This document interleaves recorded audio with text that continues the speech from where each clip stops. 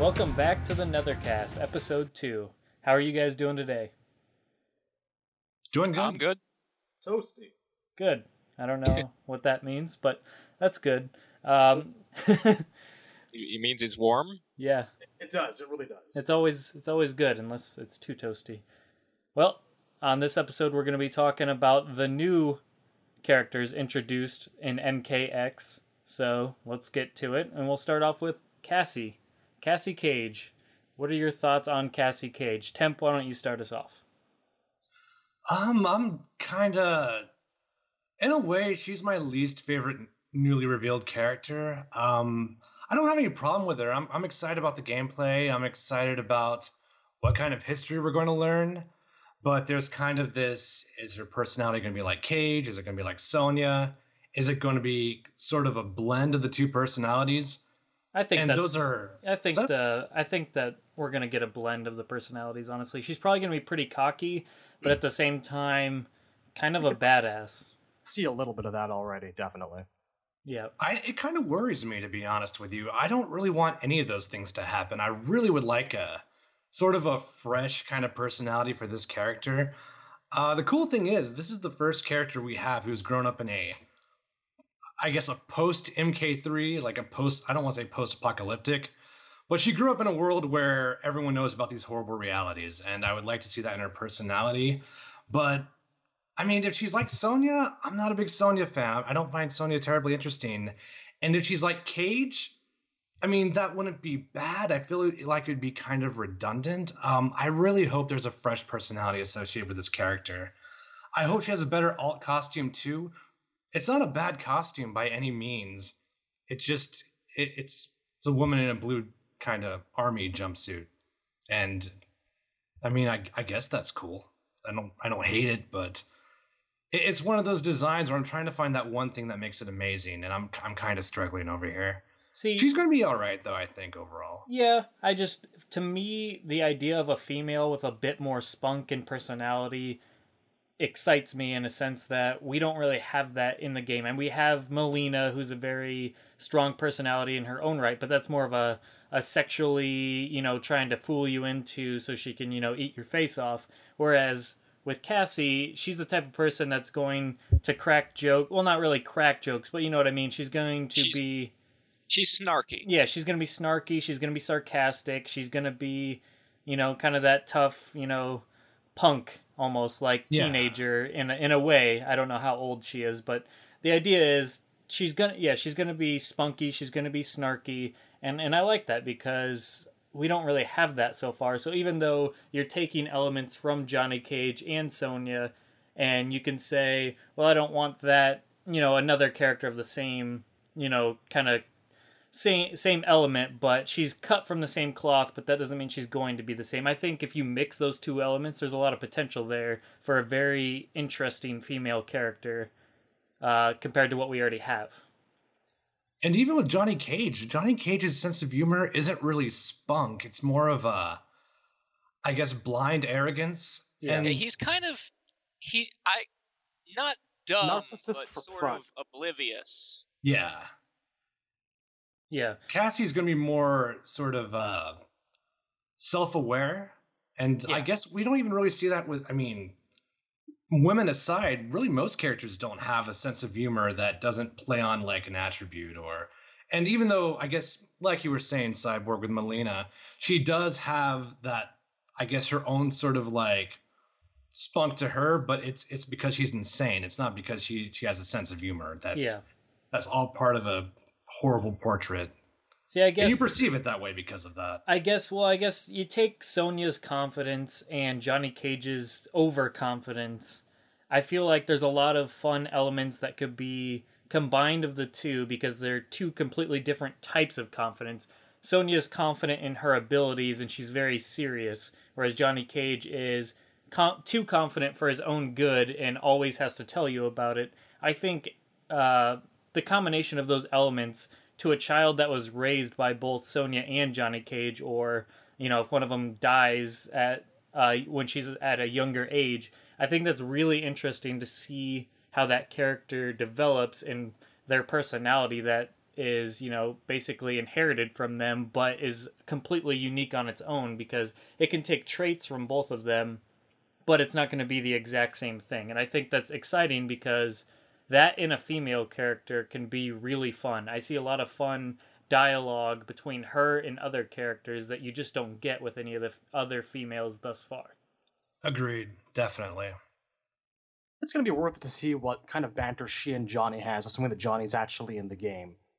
I don't know. I could picture 6 different types of intros, and there's dialogue during fights nowadays too. So playing with her is going to be a ton of fun. Just hear the speech, absolutely. I guess the thing that kind of worries me the most about Cassie is, there's been so much speculation about the possibilities of returning to the old timeline that I'm afraid we're going to actually, at some point, I don't know how, just come up with this scenario wherein people are forced to make a choice between the old timeline and the new one, and then she'll become the linchpin, and the choice decided between Johnny or Sonya or both of them, and I don't know, that seems a little bit kind of cliche to me. And I hope it does not come to that. I'm just wildly speculating here. But, costume-wise, I definitely like what she's got going on. People were up in arms for a really long time about the fact that Sonya didn't dress like a U.S. military agent, got her thong showing up halfway up each of her sides, didn't really look good, and with Cassie, we finally have that. And, I don't know, I'm glad to see that she's, for once, a character who's not over-sexualized, It's a long time in coming. I think it's a really good thing. I almost kind of feel that she was revealed a little bit too early, because we've got that thing where there's been 3 different versions of her head now so far, and kind of picking and choosing which one looks better. I feel like they should have taken a little bit more time to work on her, and then release her, and then release the details about her closer toward the end, because the revelation itself that Johnny and Sonya had a kid, I'm still kind of reeling a little bit from that. People have been shipping them together since the MK1 movie, and it's kind of amazing in a fanficky way that it actually wound up happening. I'm surprised, and I'm all the way behind it. I feel like Cassie kind of had to be at E3 because that reveal of Johnny and Sonya had a kid kind of sums up MKX in a nutshell, plot-wise. The whole idea that we're going to see the future and new generations happening and things like that, Yeah, I think she's the prime example pushing that forward, that this is going to be a new era, this is a new age, and we're actually finally seeing, a descendant from previous fighters, even if one of the previous fighters that, is the parent is still alive. It's not like Katana and Sindel in that aspect. This is completely different. This is somebody that was spawned at the time that MK was happening past the beginning. So it's quite interesting to me that we're finally getting a child from fighters or characters that, we grew up with. So now we're actually, it's almost finally there's an element of these characters are aging and we're seeing their family play out and continue. And that's something we haven't really gotten thus far to my memory. I think people may have predicted it if they didn't reveal her. I think maybe NetherRealm was afraid that, if they put out the idea that some of these characters are going to have descendants, people would have put 2 and 2 together so quickly that the one dude in Sonya Blade who actually survived MK9, I think they would have seen that coming a mile away.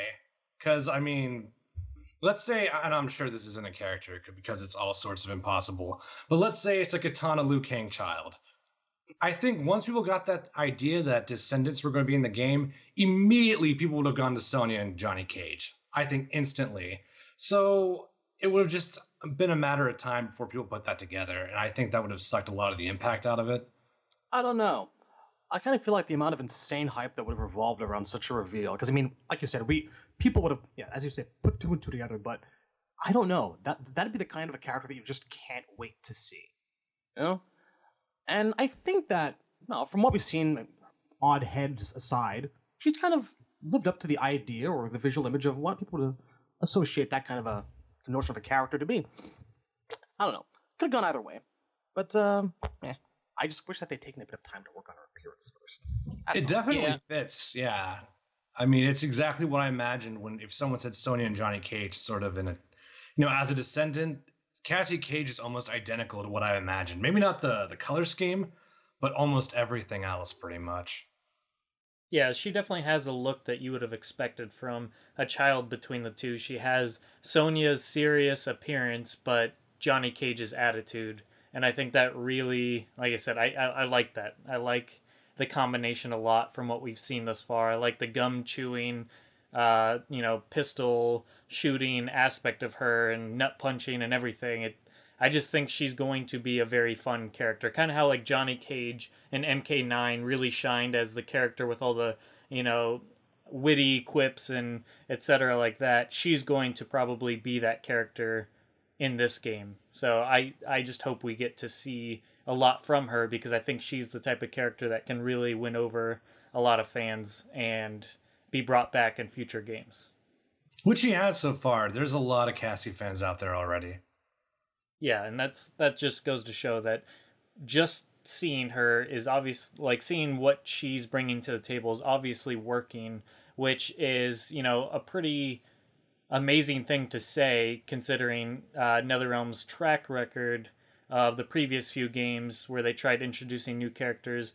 A lot of people didn't take to them, at least not for a long time, and they're still not regarded, as highly regarded as the originals from the original games. So to see them create something new now, obviously, they're kind of fighting an uphill battle, but they're doing, they're doing that well, I think, especially with Cassie. So I'm definitely happy with her. What do you guys think of her gameplay?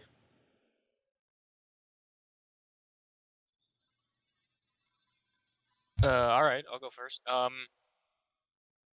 Well, let's see. Her styles are called Hollywood, Brawler, and Spec Ops, right? I think so. Yeah. That sounds right. Yeah. And let's see. We've seen that Spec Ops has like a that's the one where she's wearing a little headset, and she has at least a move where she can like call down an airstrike, right? Yeah. Yeah. And see, in Brawler, I think she has like a couple of command grabs, sort of like Sonya did in MK9, that one sort of grapple move, and like an air throw or something like that too. See, I'm not sure. I think Hollywood is the one we've seen the least of. All we know, I think, is that she has a version of the nut punch in that one. Yeah, I think it's just too early for me to make any calls regarding her gameplay. I just don't think that I've seen enough at the end of the day. Yeah. See, that's sort of the problem, is what I'm saying. Like, we haven't really, like, we've seen the least of her, like, in gameplay so far. Yeah, out of the of four all the new characters. Yeah, of the four new characters, she's definitely been kind of less shown and kind of kept more under wraps for sure. Especially when it regards to her X-ray, which as based what we've seen from the leaks that have been out there from gaming conventions, we've seen that it is involving a nut punch, and isn't it like a triple nut punch, and it shows him exploding or something like that? Well, yeah. Yeah, like she does a nut punch, and she like pulls out a can of hairspray and a lighter and flashes fire in your face. And then like the actual like X-ray zoom in is another nut punch, and that one actually like it shows your testicles like being shoved up into you and popped. Yeah, and I think that's pretty awesome. It's amazing. Although it's going to be a weird thing just seeing testicles modeled and the rest just sort of still that uneven, boyish, neutral lump from MK9. It's funny. They just kind of hang there. Like, okay, just use your imagination for the rest. We're not going to go into too much. Yeah. Any other thoughts on her gameplay? Well, what we've seen from like her regulars, it looks like she has gun moves sort of like Striker, but like she also has an air one too, and she has like a collapsible baton she swings in like an uppercut, I think. And the main thing that we've seen her do is she has her own versions of shadow kicks. Like, they don't move in the same directions Johnny's do, but she still has that green glow, and she has like a kick that goes upward like a shoryuken. Yeah. Yeah, so she looks I think she looks interesting. I think she looks like a sort of a cross between Johnny and Stryker, and I sort of enjoyed playing both of those characters in MK9, so I think she might turn out pretty interesting. Yeah, I enjoyed both of those characters' gameplay as well.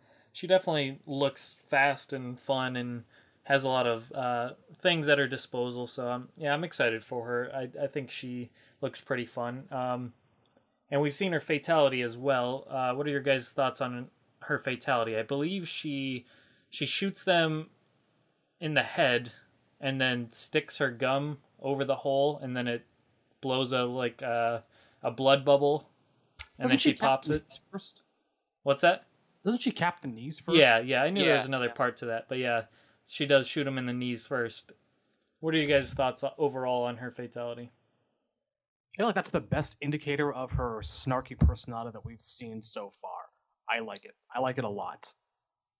Yeah, I really like it as well. It's very spunky, over the top, crazy, silly, but not in a way that's cheesy or like in a I don't know, in a very it's still in a serious tone, but it has, an element that this girl has some personality to her. And the violence in it is very low key compared to all the other fatalities, like all the ones we complained about in the last episode. It's not overly sadistic. It's not dragged out. It seems something that'd be perfectly in character for her, and it's got that little bit of flair, pizzazz, and a little bit of humor. So yeah, I'm all about this fatality. It's wonderful. It's uniquely Cassie, and I can't really say that about a lot of other fatalities. With that fatality specifically, like if you put that with another character, it'd be like, what? And so it's a good philosophy behind fatalities. I don't know if the presentation blows me away, but that's okay though. I mean, the idea of a fatality to me is to let the character shine through it, and it's a great template to start making fatalities on. Absolutely. Yeah, anytime you have a fatality where the personality really shines through for the character more, and it speaks more for it rather than just over the top gore, I think that's a really good indicator of a pretty good fatality. Because I mean, what you look for in a fatality is obviously they kill their opponent, but how do they do it, and does it say a lot about like if you stripped away Cassie from that fatality and you put just any other random character there, like you said, it wouldn't really work. But since it's Cassie and that's her personality and it speaks well to her personality, that it works perfectly for her. So I couldn't agree more that I really like this fatality, particularly because it is simple and eloquent for her, and like I said, it really shows off her personality really well. It's a good sign for things to come. If we see more of that, we're going to have a good number of fatalities that are just going to fit the overall aesthetic. Yeah, for sure. All right, well, let's move on to Devora next. She was one of the original characters revealed for MKX in the initial trailer and gameplay. And basically, she is an insect queen, and kind of, I guess we can expect her to be controlling an army of insects. We don't know to what degree, and she has some sort of race of her own people. And I really like the way she looks. I think I don't know, we don't have any character like her in Mortal Kombat right now, which is, I'm always a fan of introducing something unique. If they introduce a new character that I feel like their role is already being played in the game by somebody else, I feel like there's no point in introducing that character, and that's led to some kind of bland designs in the past. Whereas with Devora, we don't have any insect based characters, and we don't have any insect queens for sure. She has her additional arms or legs or whatever the hell you want to call those things that come out of the side of her. She has wings. She has, I don't know, I just really like the way she looks. She looks very foreign, very alien, very insect-like, and I'm just really digging both her appearance, her personality, the way she talks. I'm liking it quite a bit. It's another one of those characters that you feel like they learned something by creating Injustice, how to make a character like this with a little bit more, almost kind of, it's a very visual character, and I'm really enjoying that. So I'm glad they're introducing her in this game. Yeah, I think she's very potentially interesting. I mean, her design is, I definitely agree that it's very creative and unique compared to like what we tend to see in Mortal Kombat, and that story-wise, I'm curious about the potential, because she sort of reminds me, like, what we know about her backstory apparently is that her race is one of those whose realms was conquered by Khan and merged with Outworld, and they've been in hiding, and now that Shao Kahn is dead, they're coming out of hiding to do whatever it is they're going to do, or whatever it is she's going to do. So she sort of reminds me a lot in that respect of Nitara. Yes. Yeah. And unfortunately, like, Nitara was a very interesting character in Deadly Alliance, and very sort of important in subtle behind-the-scenes ways to the plot. Like, it's kind of her fault that Reptile became Onaga, but other than that, she's not really, like, important to the game she was in, and she sort of amounted to nothing in the end, and I fear that either that or becoming just a minion of, like, Kotal Kahn or something like that, like she could just be a female Baraka. Like, I fear she might go down either one of those directions and not amount to much, because especially since, as far as we know, the story mode in MK9 will be structurally, in MKX, will be structurally similar to the one in MK9. It's possible that the villains will once again not get much in the way of screen time.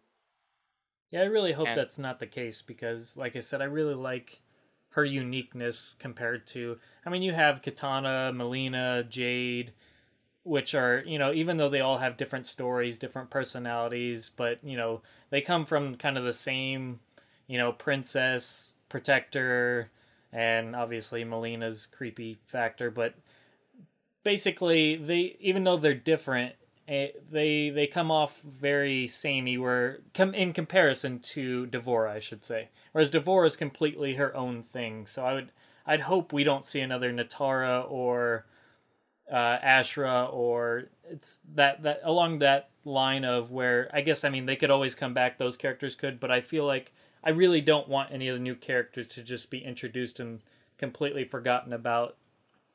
I think D'Vorah has a lot of potential to her. Yeah. And yeah, the minion role might work well for her too. If I got the dialogues right, I think Raiden offered her protection, and I think she may have responded with something along the lines of, maybe you can't protect me, or she declined it. I like the idea of a reluctant evil, someone fighting for evil, but not necessarily with evil motives. I think there's a lot to work with right there, but it depends where they take it. I would hate for her to work for Kotal, then die in the story mode, and it never goes anywhere, which is not likely. I don't see that happening. But like I said, it just depends where they take it. Yeah. I think that tales of Raiden's idiocy are just kind of spreading throughout the land, personally. In comparing D'Vorah with Nitara, I think that Nitara actually might have had a good chance to maybe come back in Deception and be more of a forefront character, but I think that in addition to being kind of like a real background character, despite her minor role of importance in bringing Onaga to life, they say that the first bites with the eye. It's all about presentation. And another problem that Nitara had was there was just not a lot going on with her. She was a vampire, she spit blood at you, and she had wings, and she did a little unicorn flip kick. And that's all she wrote. Yeah. She just wasn't an exciting character. She had a great potential design, and in all that made her look like she was a part-time member of KISS. But, D'Vorah does not have that problem. I look at D'Vorah and I see 10 years of Mortal Kombat Online fan submission forum entries kind of like coming to their natural conclusion. I've seen a lot of characters over the ages who've been designed with like an insect or an insectoid theme, and this pretty much just kind of screams that to me. It's wonderful. Like, her presentation, no problem. She's got so much character and she's freaky to look at. She's wildly different in all of her variations, and a lot of storyline potential. I look at her and I can't see this much thought or design going into someone who was just relegated to being, an outworld goon. I see a lot of good things for her in the future. I'm hopeful. I think that might work against her, though. At least when I first saw D'Vorah, I wasn't really that excited because, the idea of a female who has insect qualities, who has holes in her body that shoots out insects, it's a very uncomfortable design for me. Looking at it, it grosses me the fuck out. But it's still a good character design. I can't complain about it. It's definitely very original. It's definitely very smart. It fills a function that's never been filled before. But I have to enjoy looking at the character. Draman was a very good example. I love Draman. I thought he was awesome. And I love that mask. And I'm like, well, if I use the primary, I have this awesome mask, but it looks like he's wearing a loincloth. It almost has like a old school diaper thing going with it. And I'm like, that's horrible. So I picked the all costume and I'm like, okay, well, this is cool. He has sort of like a mummy thing going, but there's no mask anymore. And I have to look at his face, which I don't know. I'm not a big fan of ugly things, And if the character's there, if I like the character and I can get invested in her conflict, all that goes out the window. I'm like, okay, we can do visceral, freaky, grotesque. We can do that all day because I like this character. Painwheel from Skullgirls. I didn't like that character until I found out the story. And now I think that's one of the coolest characters in fighting games. So she's growing on me in time, but it's an obstacle I have to overcome. So I guess it's going to depend on the person. I'm sorry, go on. I was just going to say, I know exactly how you feel. Like, I'm not entirely feeling D'Vorah just because I don't usually go for the monster-looking characters, and I think that is, like, an acquired taste. Yeah, definitely. And I'm acquiring it slowly, but if her story mode ends up being shallow and it doesn't go anywhere, or if it takes a turn that if I don't think it works for the character, it's like, what's left, I have the originality, but I guess, if you ever played Marvel versus Street Fighter, like, they say choose your alter ego when you go to the select screen. Well, in a way, that's what you're doing. You're picking a character you can kind of immerse yourself into. And it's so hard to get under the skin of a design like that, for me at least, And I'm not an insect guy. I'm not... I don't have a phobia, but they gross me. They yeah. Yeah. Yeah, I don't like insects either, but I guess I appreciate that it's something original being brought to the series. I guess at the end of the day, I completely agree with you guys that I don't usually tend to go for the monster characters either. I like to have something that I relate to is usually the ones I gravitate towards most. But with that being said, the underlying factor for me really enjoying this character and appreciating her presence and being introduced is, like I said, I like originality. I like characters that have really distinct visuals and distinct personalities and distinct gameplay elements and themes to them, obviously. And she has all of those things thus far. Personality-wise, we don't know so much yet, but just everything else she has. She said, you're not going to ever confuse her with any other female in the roster, and that's a good thing, because with a roster growing over, 50, 60 characters, you can't have anybody that gets introduced at this point that's that just kind of fades away into obscurity just because they don't have a unique look or personality. So there's really no reason they should have been brought in the first place. You could have just drug up somebody else from the past, given them a rehaul, and use them instead, because if that role's already been filled, then use that character. We don't need anybody else that is too similar to anybody else already introduced, in my opinion. It's amazing how hardcore her fans already are. D'Vorah fans I'm already seeing a zeal to those guys. They really like D'Vorah, which is exactly what I want to see. I want to see characters who leave that kind of legacy. Exactly. We want characters introduced that are going to carry us into the next generation. We'll always have characters from MK1 through MK Deception brought back in here and there in some points and thrown in. It's never going to be completely new characters. I don't think they would ever take that risk, nor would I want them to, because I like a lot of the characters from the previous generations.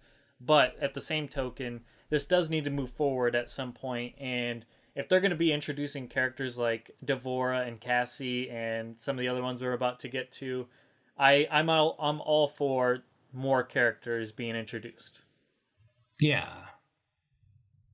I feel like MK really, really needed this. You know, we had basically what amounted to Ultimate Mortal Kombat 3 plus 1 or 2 extra characters last time through. I mean, last time was a treat for the long-time fans, and this game, it's a common perception that this is kind of like the Street Fighter 3 of the series, and I wouldn't put it to that extent, as in removing everyone minus 3 people. That's what people are also afraid of, but from what they've said so far, a balance of about half new people, half old returning characters, that sounds fine to me.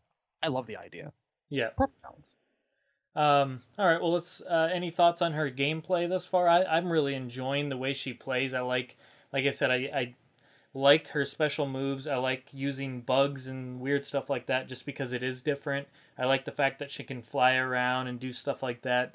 It's just she's just creepy, but in a good way, and I completely agree that I don't like that type of stuff either, but that doesn't mean I can't appreciate the fact that her gameplay does look really, really different. So I'm really liking the way she's playing right now. I like the use of her additional legs, and she's almost like a Goro type of thing, but obviously in a much slimmer, very slimmed down, creepy looking version. I don't know, it's weird to put it into words, but yeah, I'm really liking what we've seen so far from her gameplay. I agree. Her concept is coming to life, and that's what every character should be. With the appendages and the insects, I think they did that really well. I think that I'm curious to know how they'll carry out. She's one of these characters who has a move that like inflicts a status effect, like a poison. I think. That's And I'm curious one. how that will like balance, because it's almost reminds me of in Deadly Alliance when you could stab your sword into a character and you'd lose it, but they'd bleed for the rest of the match and slowly die. And that's why they never brought that back for Deception Armageddon, because you died far too quickly. That's probably going to take maybe 1 or 2 patches to really even it out. I'd be surprised if they got a perfect balance for health loss at the rate that it goes off the bat, but I can see a lot of potential in this. Venomous is actually the style which contains this. Venomous is, of our 3 fighting styles, the one that I'm absolutely most looking forward to. I like my gameplay to be really oriented around hit and run, flying away, poisoning people, laughing at them as they slowly bleed out. That's my kind of gameplay. I'm a terrible person. So, Venomous is the one for me. All right, well, any other thoughts on our gameplay, guys? I would actually also just like to put out the fact that we were discussing this last time with Quan Chi, how some of us felt that the visual cues for his variations weren't, or could have been improved upon, weren't exactly subtle. I think that Devora is a really, really good example of how you should get that done. Because, like, her Venomous variation, she's got, like, the acid or the poison dripping out of her pores, cracks in her skin. Broodmother sees her without her cloak, revealing her sexy bald head. And Swarm Queen, she is surrounded by wasps. And I think that's really how you should do it. Each of these traits seem very, very uniquely, very, very uniquely suited to her. Each speak to, part of her personality. Even just the baldness of Broodmother seems kind of, regal and royal. It's dignified in a way. And I think this is really how you do it. As long as the bugs around her don't constantly buzz like Drawmins did.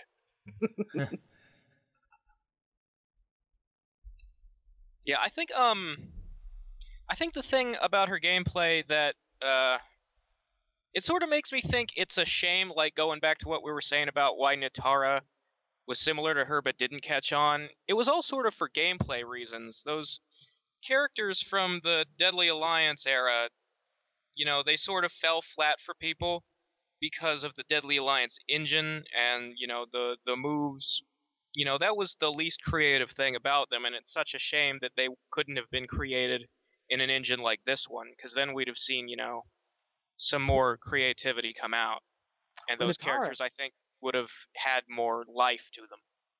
With Nitara, I think it was just especially bad, though. With a character like Mavado, I mean, I could have easily pictured some of those sliding back and forth moves, or even like his little dodge around on a 2D plane of some sort. But Nitara was just, ugh.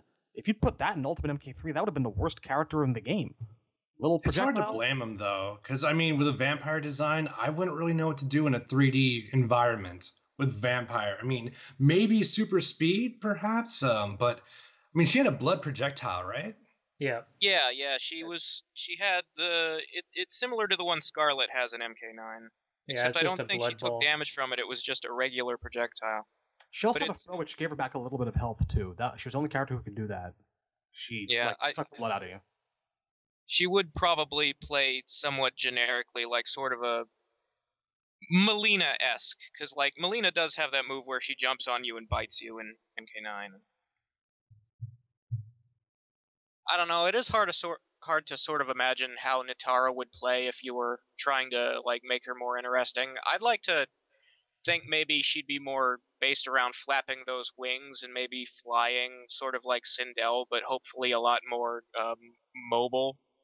Maybe shorter, faster bursts, like back and forth. It's kind of like how Blanca has in Street Fighter 4. Yeah. All right. Well, are we ready to move on to her fatality? Absolutely. All right. I like her fatality from what we saw. She throws a thing of bugs through your body. They eat immediately right through your body and come back out from the other side through your body once again. And then she has bugs eat away at your face, almost kind of in like a reptile MK4 effect, but in a even more like gruesome manner, because they just literally eat. With the Gore-Tech now, it looks even better because it just eats away at your face. You fall down. Your skull kind of hits the ground and your jaw comes off as you're falling, and then the skull rolls across the ground and she steps on it. Like I really think that's quite effective with these bugs, and it shows just how disturbing they can be and how fast they can eat away at your skin. So it's quite a disturbing thought if you don't like bugs. I'm sure Tim's a big fan of this one.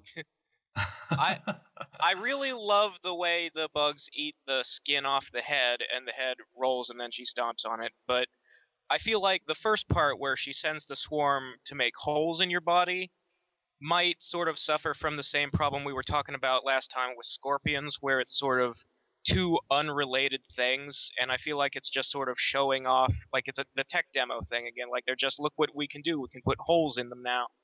Yeah, I totally agree with that. The holes through the body coming both ways definitely isn't necessary. She could have just had the bugs eat away at the face, then you drop to your knees, jaw falls off, skull rolls over and stomp. That would have been plenty, and I think that would have been more simple and effective, so I agree with you there.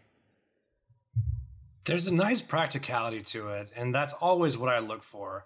Everything about it makes sense, I mean, when the insects eat the body, that's precisely what they would do. And does it bother me? The bugs don't. It's when Devora opens up her skin to shoot them out. That's what I don't. That's what I'm not feeling, and I'm never going to get used to that. But and even the post-mortem, which I spoke so much about last time, it doesn't bother me this time, because when you step on a skull, that's an act of bitterness. That's an act of dominance. That makes sense. And she seems like a character who would do something like that, as opposed to Jax, who I could never see that in a million years. So I do like it a lot. Maybe it is a long, high sequence fatality, but it doesn't feel like it. I don't feel like I'm watching multiple steps, like I'm going through panels of different actions. I don't feel like that at all. Yeah. At least it's all done by the swarm of bugs. Like she doesn't then pull out a sword or something. Yeah. Yeah, indeed. See, I'm watching right now. I don't know. I think that it could have been a bit better accomplished if she just tossed one swarm of bugs. But she kind of like goes forward, back, and then forward again. Maybe cut it down by 0.2 seconds. That's just me being really nitpicking.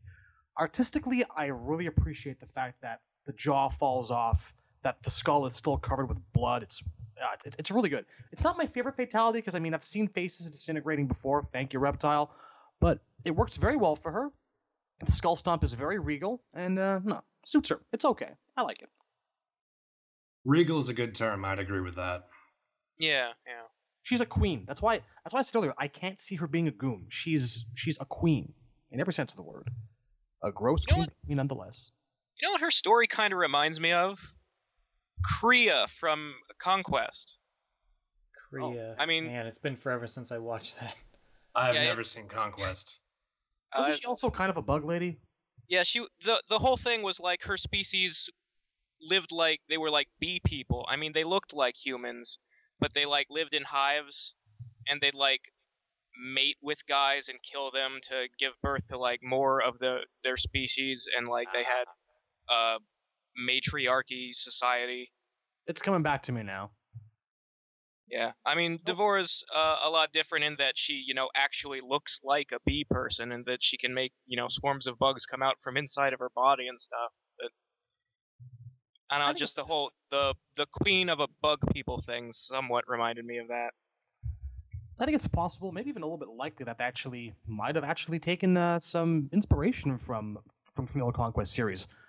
I think that someone, possibly Ed himself, has just been really going back and examining MK's successes and failures and everything in between, and just kind of seeing what went right, what went wrong, what could we use, what sounds like a good idea.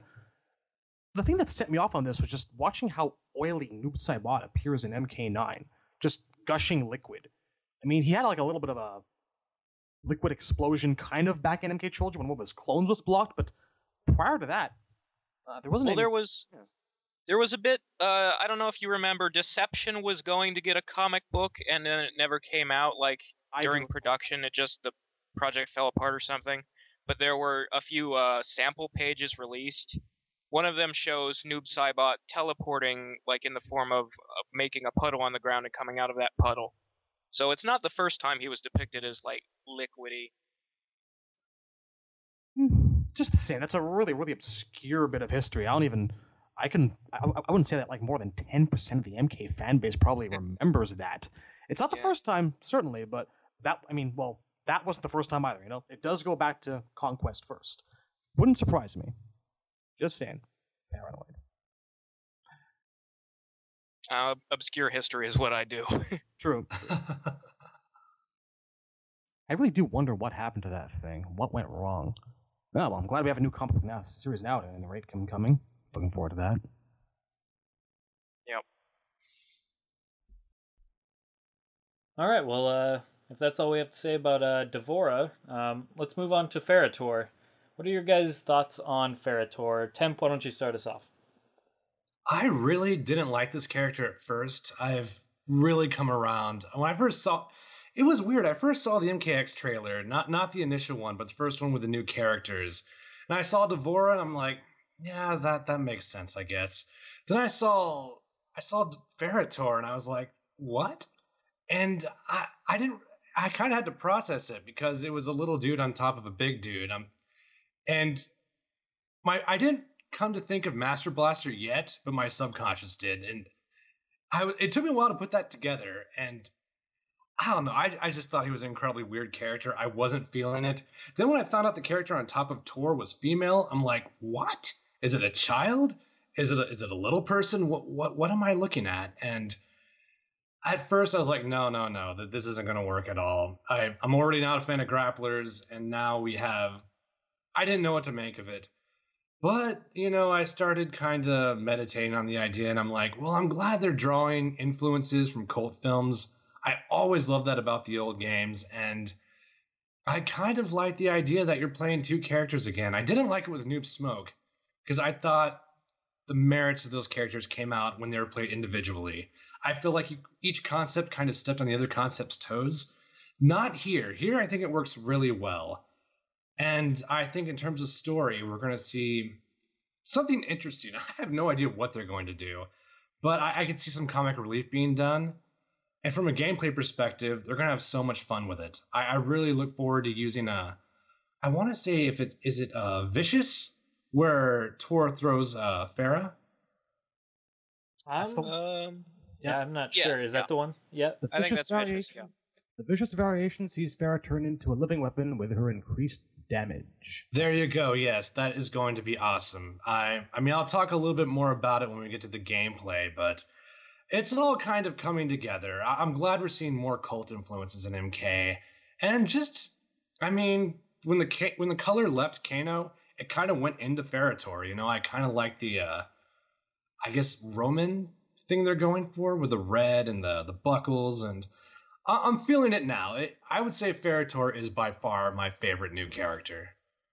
Yeah, I like Ferrator. I wouldn't say they're my favorite new character or characters, but I do like them, and I feel like so far they're getting they almost feel like the black sheep of the new characters based on just the way the forums have been talking about them. Nobody really kind of puts them out in the forefront, so I'm glad to hear that they're your favorite new character, but for me, they're not my favorite, but I definitely like the concept. I'm digging the fact that there's this big brute with this small child that's basically the brains of the operation. So it's kind of this role reversal where, the big grown-up isn't the smart one, it's the child. It's almost like those silly, cheesy movies where children are way smarter than the adults, horror movie 101.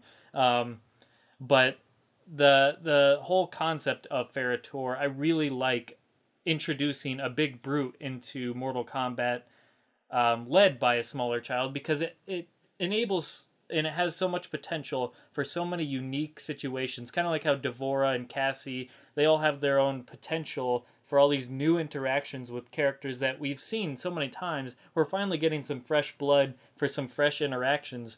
Ferrator have their own complete, fresh, unique approach and interactions that I'm excited to see what their story is going to be, who they're going to interact with, how are they going to interact, how are MK characters going to respond to this big, kind of hulkish brute led by this little, loudmouth child.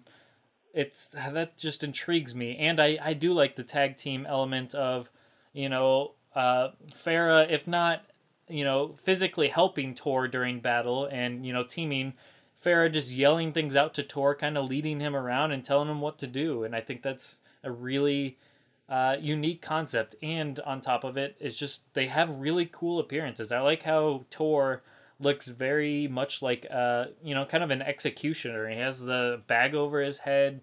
It's kind of has that creepy factor, that mystery, the mystique of it, where it's a bag that's tied over his head, so clearly he doesn't want it taken off or to see what he looks like. It almost has that like Jason Voorhees quality that you almost wonder, is this dude really like messed up looking, or what's his deal? And maybe he feels self-conscious about his looks. Who knows? I do like his outfit. I like the gauntlets he has, and just the overall, like you said, almost kind of Roman-esque type of appearance. Even though it's on this big brute, you don't really think of Roman type things. It's just really interesting. He looks straight out of like almost like a horror movie, but like you said, the Mad Max, Master Blaster, obviously a big influence, which, Mortal Kombat characters, at least 1 through 3, all had big influences from, movies at those times, the 80s and 90s. So it's cool to have that back, like you said. And I'm definitely digging Ferrator and excited to see where their story and personality take us. The most common complaint I hear levied against Ferrator is they don't fit into MK, or they don't seem like MK characters. And that's a bunch of bullshit. And thank you. I'm here today, ladies and gentlemen, to decry that as garbage. Because I think that if time has shown us one thing about Mortal Kombat, it's that anyone, almost anyone could be a Mortal Kombat character. We've got, influences from Greek mythology, Eastern mythology. We've got freaking Terminator influences. There is, at this point, I would not, very little would surprise me, would actually make me say this doesn't belong in MK. I don't think that I have ever said that about any character, and Ferrator is no exception. Yeah, that's the whole idea of Mortal Kombat, is that you have this mishmash of fighters from all sorts of different realms and, existences with all sorts of different powers, all sorts of different races. For you to say this character doesn't feel like MK, well, first of all, how's that a bad thing? Because that just means they're unique and different, unlike anything we've seen before, so I think of that as a plus. But beyond that, anything can be an MK. We literally have a game that was built on Jean-Claude Van Damme, mixing it up with somebody that's supposed to look like the Terminator, mixed with this old sorcerer, a couple of ninjas, one with ice, one with, fire. Disclaimer, Sub-Zero not being a ninja, of course. But the idea, some reptile dude that wears human skin, a four-armed beast. Like, where do you draw the line of what is MK, what isn't MK. It all fits into MK because MK in itself isn't like this clear cut, you know. That's why I don't get this pure MK talk, because at the end of the day, MK is just all this random craziness, and that's what makes it fun. That's what makes it interesting. I had this thought about a year back. The topic of chameleon, the male chameleon, came up, and I thought to myself, I hate chameleons so much. What would I do with chameleon to make it more interesting? And I thought of like this John Carpenter's The Thing kind of concept, where he just, I don't know, absorbed different traits and concepts from people as he went on. Not exactly like Shang Tsung, but, you know, kind of more evolving as he goes through an arcade mode or something. And I thought, is that too out there? Does that not sound enough like MK? And instantly the answer came to me. Nope. Anything can be MK. Absolutely. Yeah. So I'm going to go on record here, quickly, just say that Ferra Torr is also my favorite of the new characters, absolutely. I am a huge Mad Max fan. I love the notion of the post-apocalyptic world, the visual imagery of barren wastelands, deserts. That's one of the things that I loved the most about the original MK3. It was a world where absolutely everything and everyone, barring our heroes and the villains, was dead. And just seeing Ferra Torr and thinking that they're bringing this kind of influence into MK again, it makes me so damn happy. Design-wise, if it had just been Torr, I would not have been convinced. I would have thought, well, here's some asshole gladiator with a bag over his head. Looks like, you know, the visual image of a goon. But adding Ferra, it's what makes it work. It's wonderful, it's different, I think it's an element that's kind of been long overdue for MK, is having kind of a two-person tag team fight in a different way than Noob Smoke, because Noob Smoke made no Smoke or Noob fans happy, I don't think. Sorry. I think you made Noob fans happy, but definitely not Smoke ones. Because Noob was the dominant one, and that, you know, the story was Noob's story. If he only had a brain. But, something else. Something very interesting about Ferra, well, interesting things about Ferra Torr. People have been making a bit of a fuss about Ferra's headband, saying that she's a queen of some sort. And that's very interesting to me. And something else, a nice little tidbit. I don't know if you guys have, like, heard, but you know Scorpion's slashing fatality, how he takes your face off, and, like, the face slowly slides off of the head. You know, when he does this to Scorpion, or Sub-Zero, like, people have seen this on Gameplay Force, the mask comes off. We've seen Scorpion has a nice little dignified mustache. And an interesting tidbit about Torr is, if you guys haven't heard this, Torr's bag over his head, it does not come off. And I feel like there's a very, very particular reason for that. I'm not going to start throwing out conspiracy theories right here and right now, but I have more than a few. We could be here for months. People have been speculating about his potential identity under the sack because he's got this big glowing red eye and that's all we can see of his face. I think the leading theory is, and I don't necessarily believe this at all, but there's the suggestion that he's some kind of reincarnation of Shao Kahn or something like that. Interesting. Wouldn't surprise me. Wouldn't object to it. Wouldn't put it as my preferred theory, but I don't know. I think I wouldn't be against it because it does sort of, I mean, if you bring Shao Kahn back as Shao Kahn, then everything Raiden did in MK9 is meaningless entirely. Like, Armageddon can still happen, so his visions should not have been, like, prevented. So Shao Kahn has to stay dead, but if you bring him back in another form, like as a different character who's just sort of, like, Khan's soul in a different body, and it's limited in power, and it's like a big dumb brute that can't talk and has really no chance of becoming emperor again, but it could be something else, that would be, you know, different. That would be an acceptable way around the fact that he has to stay dead.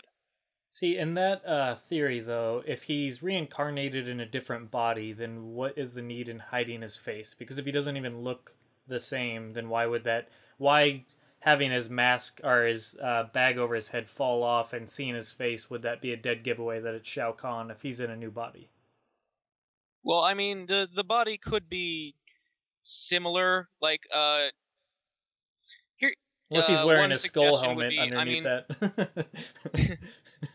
we don't even necessarily know that Khan was killed by the Elder Gods at the end of MK9. They just sort of carried him off into the sky and there was an explosion. Yeah. I mean, for all we know, they could have portaled him to heaven, given him a lobotomy, and now here he is. That would be quite the story. I gotta say. There's Shao Kahn, for all you Shao Kahn fans. Torr do good. Chunk, help, Ferra. Yeah. Oh dear.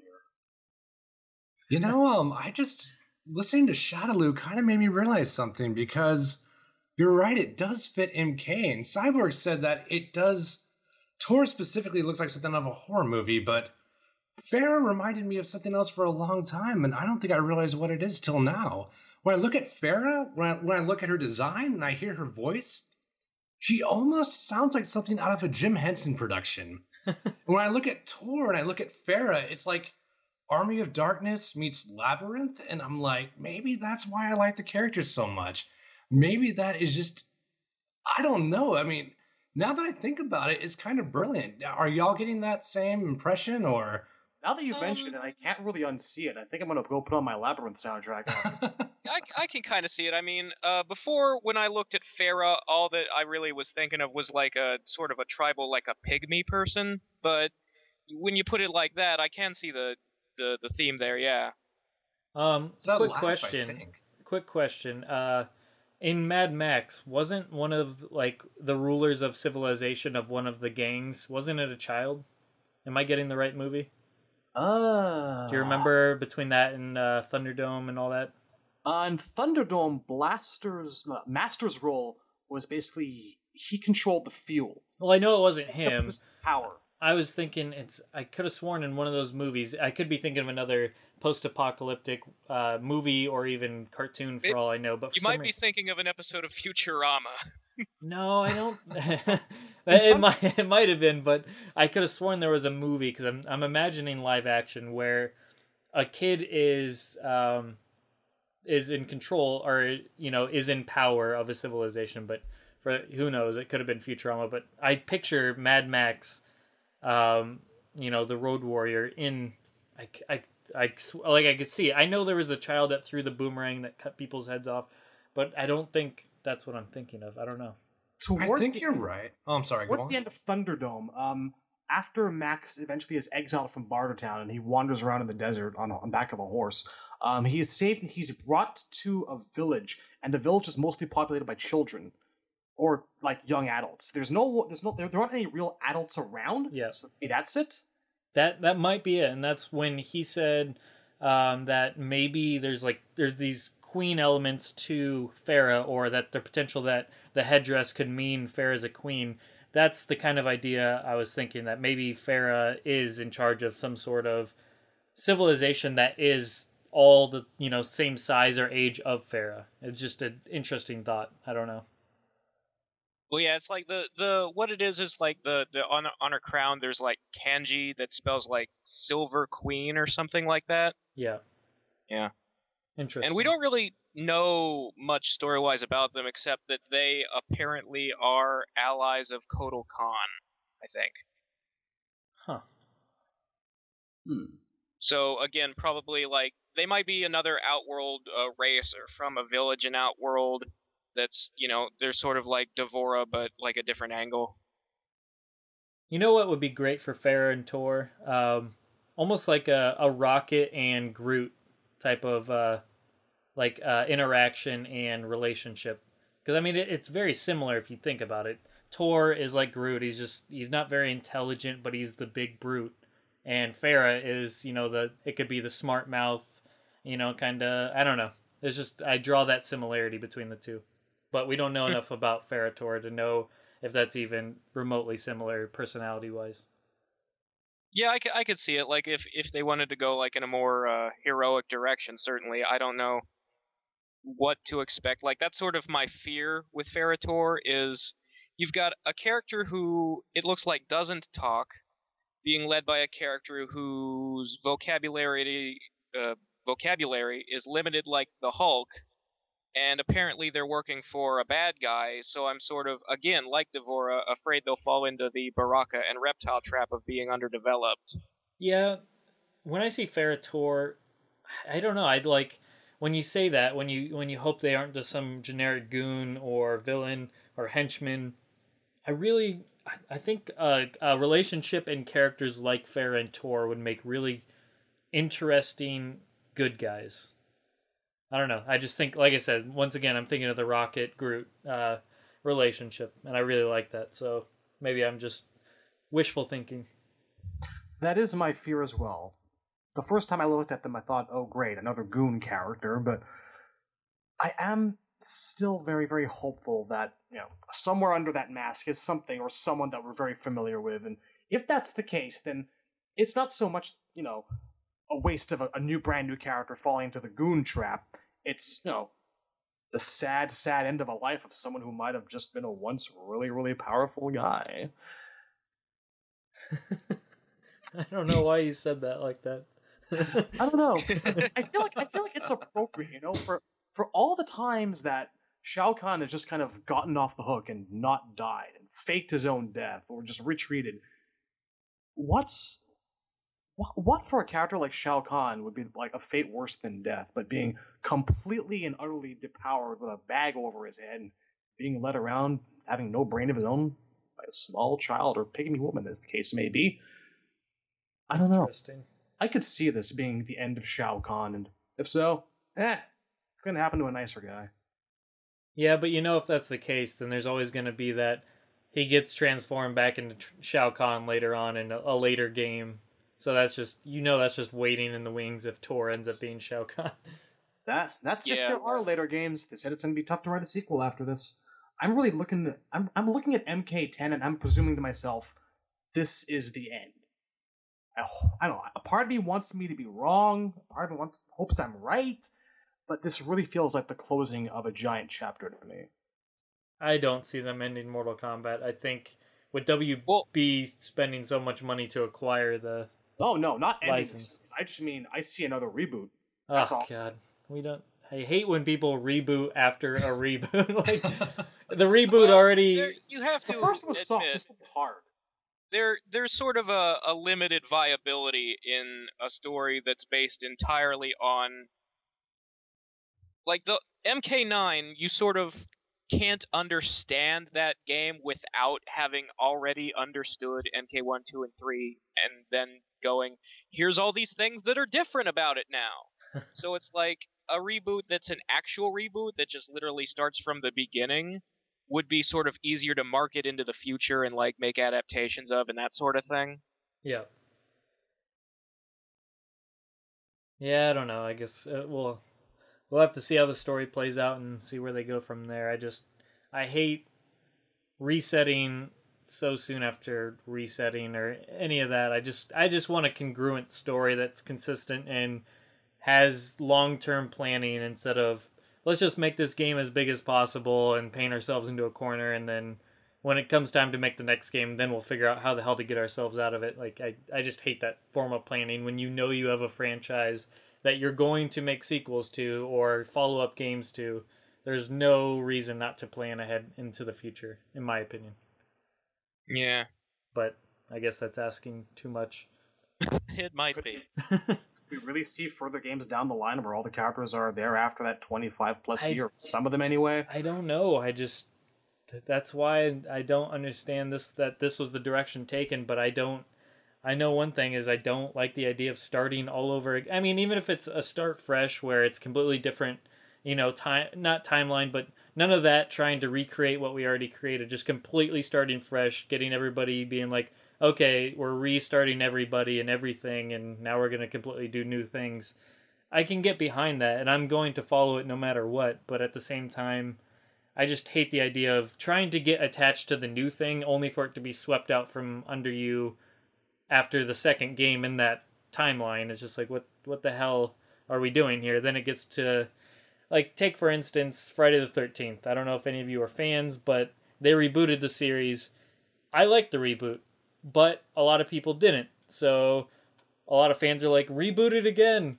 And it's like, you just rebooted it. Why not just make sequels to that reboot and just keep going. Do it better if people didn't like it before. Instead, now people just want to reboot and reboot and reboot till it's exactly the way they want it, and I don't know. Well, that's me.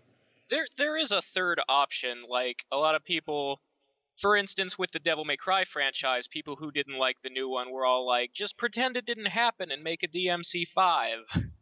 So, Okay. I mean, yeah, that's one way to go about it that I think might actually work. I mean, nobody wants to see a bunch of reboots in a row. That was sort of the problem with the Spider-Man movies, is I think Amazing was made too soon after Spider-Man 3. Or like, they do it a lot with Superman and Batman. How many times can you watch Krypton blow up or see the Waynes get shot? Like, everybody knows already. Yeah. Well, I guess we'll just have to see. Actually, you know what? Briefly, do you know what I could honestly see their next move being after MK10? What's that? Like Tekken Tag Tournament. They just, or I think it was Tekken Tag Tournament. They just had one game in the Tekken series. Or actually, no, King of Fighters '98. That's a much better example, at least for the next game around. Because King of Fighters, it always had its characters defined by its plot and new characters and whatnot. And I could really see them coming out with MK11 or whatnot, and it just taking that one break from story to just concentrate on a fighting game that had every single character that they could throw in from 9 and 10 in it. That wouldn't be a bad next move to take if they wanted to take a break from story. Not that I endorse that, being a story buff myself, but it's something to think about while they plan ahead for what the future of the franchise would be in terms of plot. See, personally, I wouldn't want that because, I'm not a big fan of just like, let's throw as many characters as we can and make the trilogy/Armageddon approach. I mean, I see the appeal in that, and it's always fun to play against all the characters against each other now, but I want story, especially now that we're waiting 4 years between Mortal Kombat games. So I want story after that 4 years.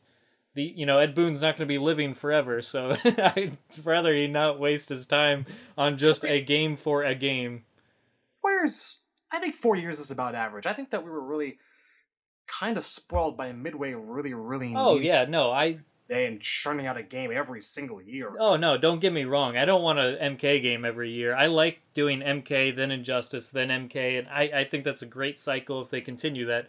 I'm saying, with that being the case, I don't want to wait essentially 8 years between getting advancement in story, because if we're going to have a 4 years till the next game, and then that has no story, then another 4 years till we get the next game, that's 8 years of a gap between we finally get the next advancement in Mortal Kombat.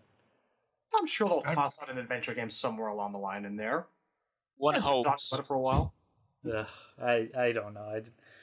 If anything, in 4 years, if they're not ready to take MK story anywhere, I doubt it would be a trilogy approach. I think it'd be MK versus Injustice, but that's just my opinion. I would actually, and this is not a popular thing to say, but I would take the Capcom route. Instead of having 4 years between MK games, take a year off, maybe take another year off.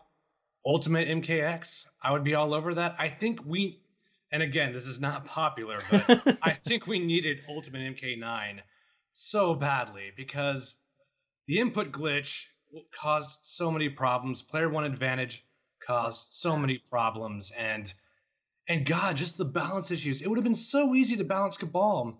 Cabal was fucking ridiculous, but all they needed to do was put cooldown on his instant air gas blast, and take away armor on EX, dash.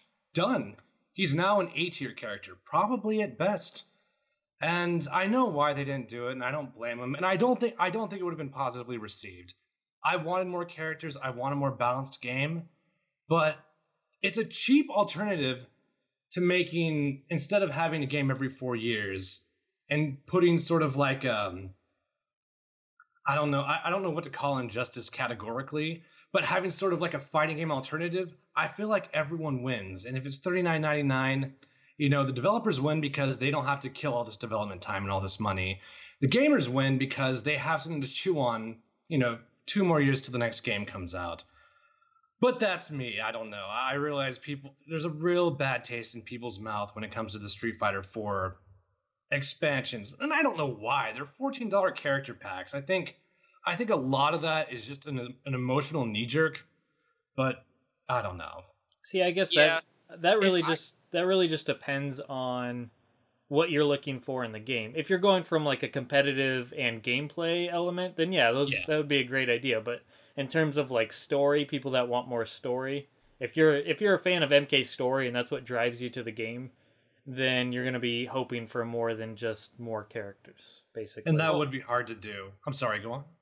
Well, as someone who cares, more about the story than anything really, I would actually be totally for like an Ultimate MK9 or Ultimate MKX, because the thing about it is, if you're also like adding new characters each time, then it is possibly our only chance to see more like returning characters. Like they could have put more characters like Kenshi and Rain.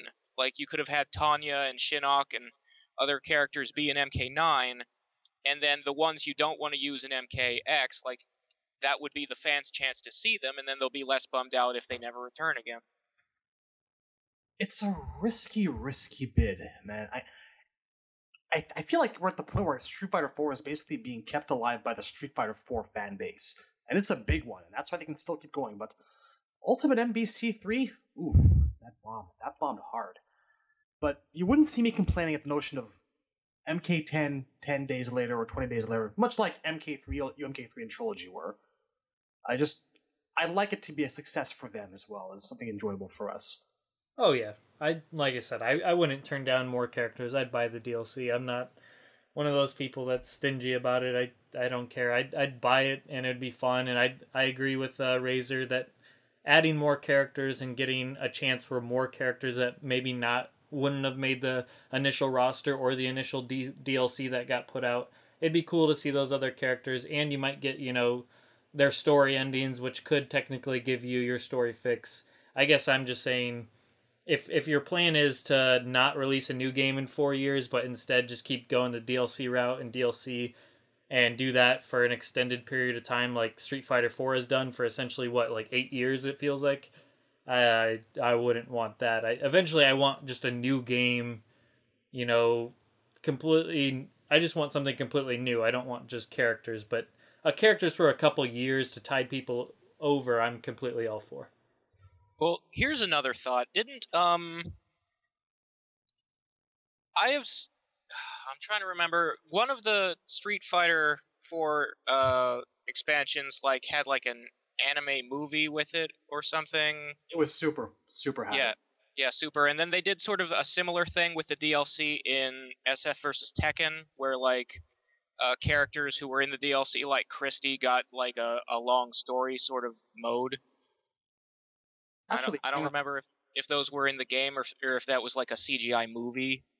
Actually, I think that Street Fighter 4, like vanilla Street Fighter 4, came with a little Blu-ray animated movie when it was first released, and then Super also got one that was basically about Juri, and that was, if I remember right, just released exclusively in Japan. So it got two. All right. Yeah, but I guess what I'm saying is you can include more story either as supplemental material or some kind of, you could make a little animated short, or you could put something in there when you release an ultimate or whatever that would satisfy those people too. Yeah. So how about that Ferra Torr gameplay? Yeah, we I've gotten off track. went on for a while there. So what do you guys think of Ferra Torr's gameplay? Go ahead and start us off, Razor. Okay. He looks a lot like people are saying Doomsday and Bane in Injustice. I mean, the thing I find interesting is, from a certain perspective, he's the only character we've ever seen in an MK game who doesn't have some sort of projectile where he's throwing a fireball out there. I mean, that's not entirely true because he has a move where in one of his variations where he throws Ferra. Yeah. But it is interesting to see for once an MK character who fights without projectiles, in his other two modes. Yeah, and seemingly no magic from what we've seen, if I'm not mistaken. he doesn't have any glowing special effects. There's nothing, it seems, supernatural about him other than his, like, huge body. Yeah. He's definitely a grappler in MK, a brawler like that, and in my opinion, while that's not the most, visually exciting character, and it's definitely an acquired taste, or not even really acquired taste. It's just only a certain niche audience likes that, to play as that type of character, at least as their main. I'm not one of those people. I usually don't tend to play the MK, or not in MK because it hasn't been in MK, but even in like Injustice, I never played the grappler. I never really played as Bane or Grundy, even though I like that style. It just wasn't my thing. So I guess it's cool to have it in MK though, and I dig Ferra Torr's gameplay, but I'm just happy to see variety introduced, and having somebody that's just purely a grappler like that. I'm liking that they're, once again, another thing that they're bringing over from Injustice, and I couldn't be happier. Yeah, like I said last time about Kano that I like characters with like who can chain grabs together, and I mean those characters like Grundy, the inputs are pretty complicated, so he's really difficult to play. But I mean I find them visually interesting, like a character who doesn't have the big flashy explosive magic special effects. You can still make their moves look interesting if they're like something creative, like what I tend to think of is like professional wrestling moves like suplexes and pile drivers. Yeah. And Jax had a lot of those in MK9. Grundy has a pile driver somewhere in his chains and stuff like that. Yeah, and Kano's had some of those in the past as well. I mean, I think even dating back to like Deadly Alliance, he's had kind of some wrestling moves. He had like that judo was one of his styles, and it was mostly like grabs and tosses. Yeah. All right. Well, I think it's kind of almost a little bit of a misnomer to just label Torr as a grappler. He's just got so many options in terms of speed and tossing Ferra around like a projectile. I don't know. I can't approach the character the same way that I would, say, Zangief or E Honda or any of those guys. Just seems far too varied to just label him as a grappler. I mean, we already know he's got a surprising amount of speed. I don't know. That's about all we have to say in terms of him being a grappler. I'm not opposed to the idea of a grappler in Mortal Kombat. I think that something more traditional is a long time in coming. But someone like Zangief, Ferra and Torr still don't quite fit that bill for me. I'm definitely going to be using their vicious variation more than anything else because I don't find that the character works well without Ferra present at all, and I'm not much for high risk, high reward kind of characters, and that's their other gameplay variation. For me, it's going to be the vicious gameplay style for me, absolutely, for sure. All right. Any other thoughts on Ferra Torr's gameplay? I'm going to agree. I'm probably going to do vicious as well. I said last time that I like characters I like characters who don't have to zone. It's not that I have anything against zoning. I just don't want to be forced into that role. I like characters with options. I want to have offense, but I don't want to have to do mix-ups. I don't want to guess. So the more options I have, the more control I'm going to have, the more comfortable I'm going to be, the more I'm going to want to play footsies. And with Ferra, Torr, and Vicious, I have that option. If someone's going to, try to anti-zone me, I'm going to be like, okay, well, I'm going to, throw a little girl at you. And if they try to basically rush me down, well, I have options to deal with that. I have up-close options where the risk-reward is just as much in my favor as it is theirs.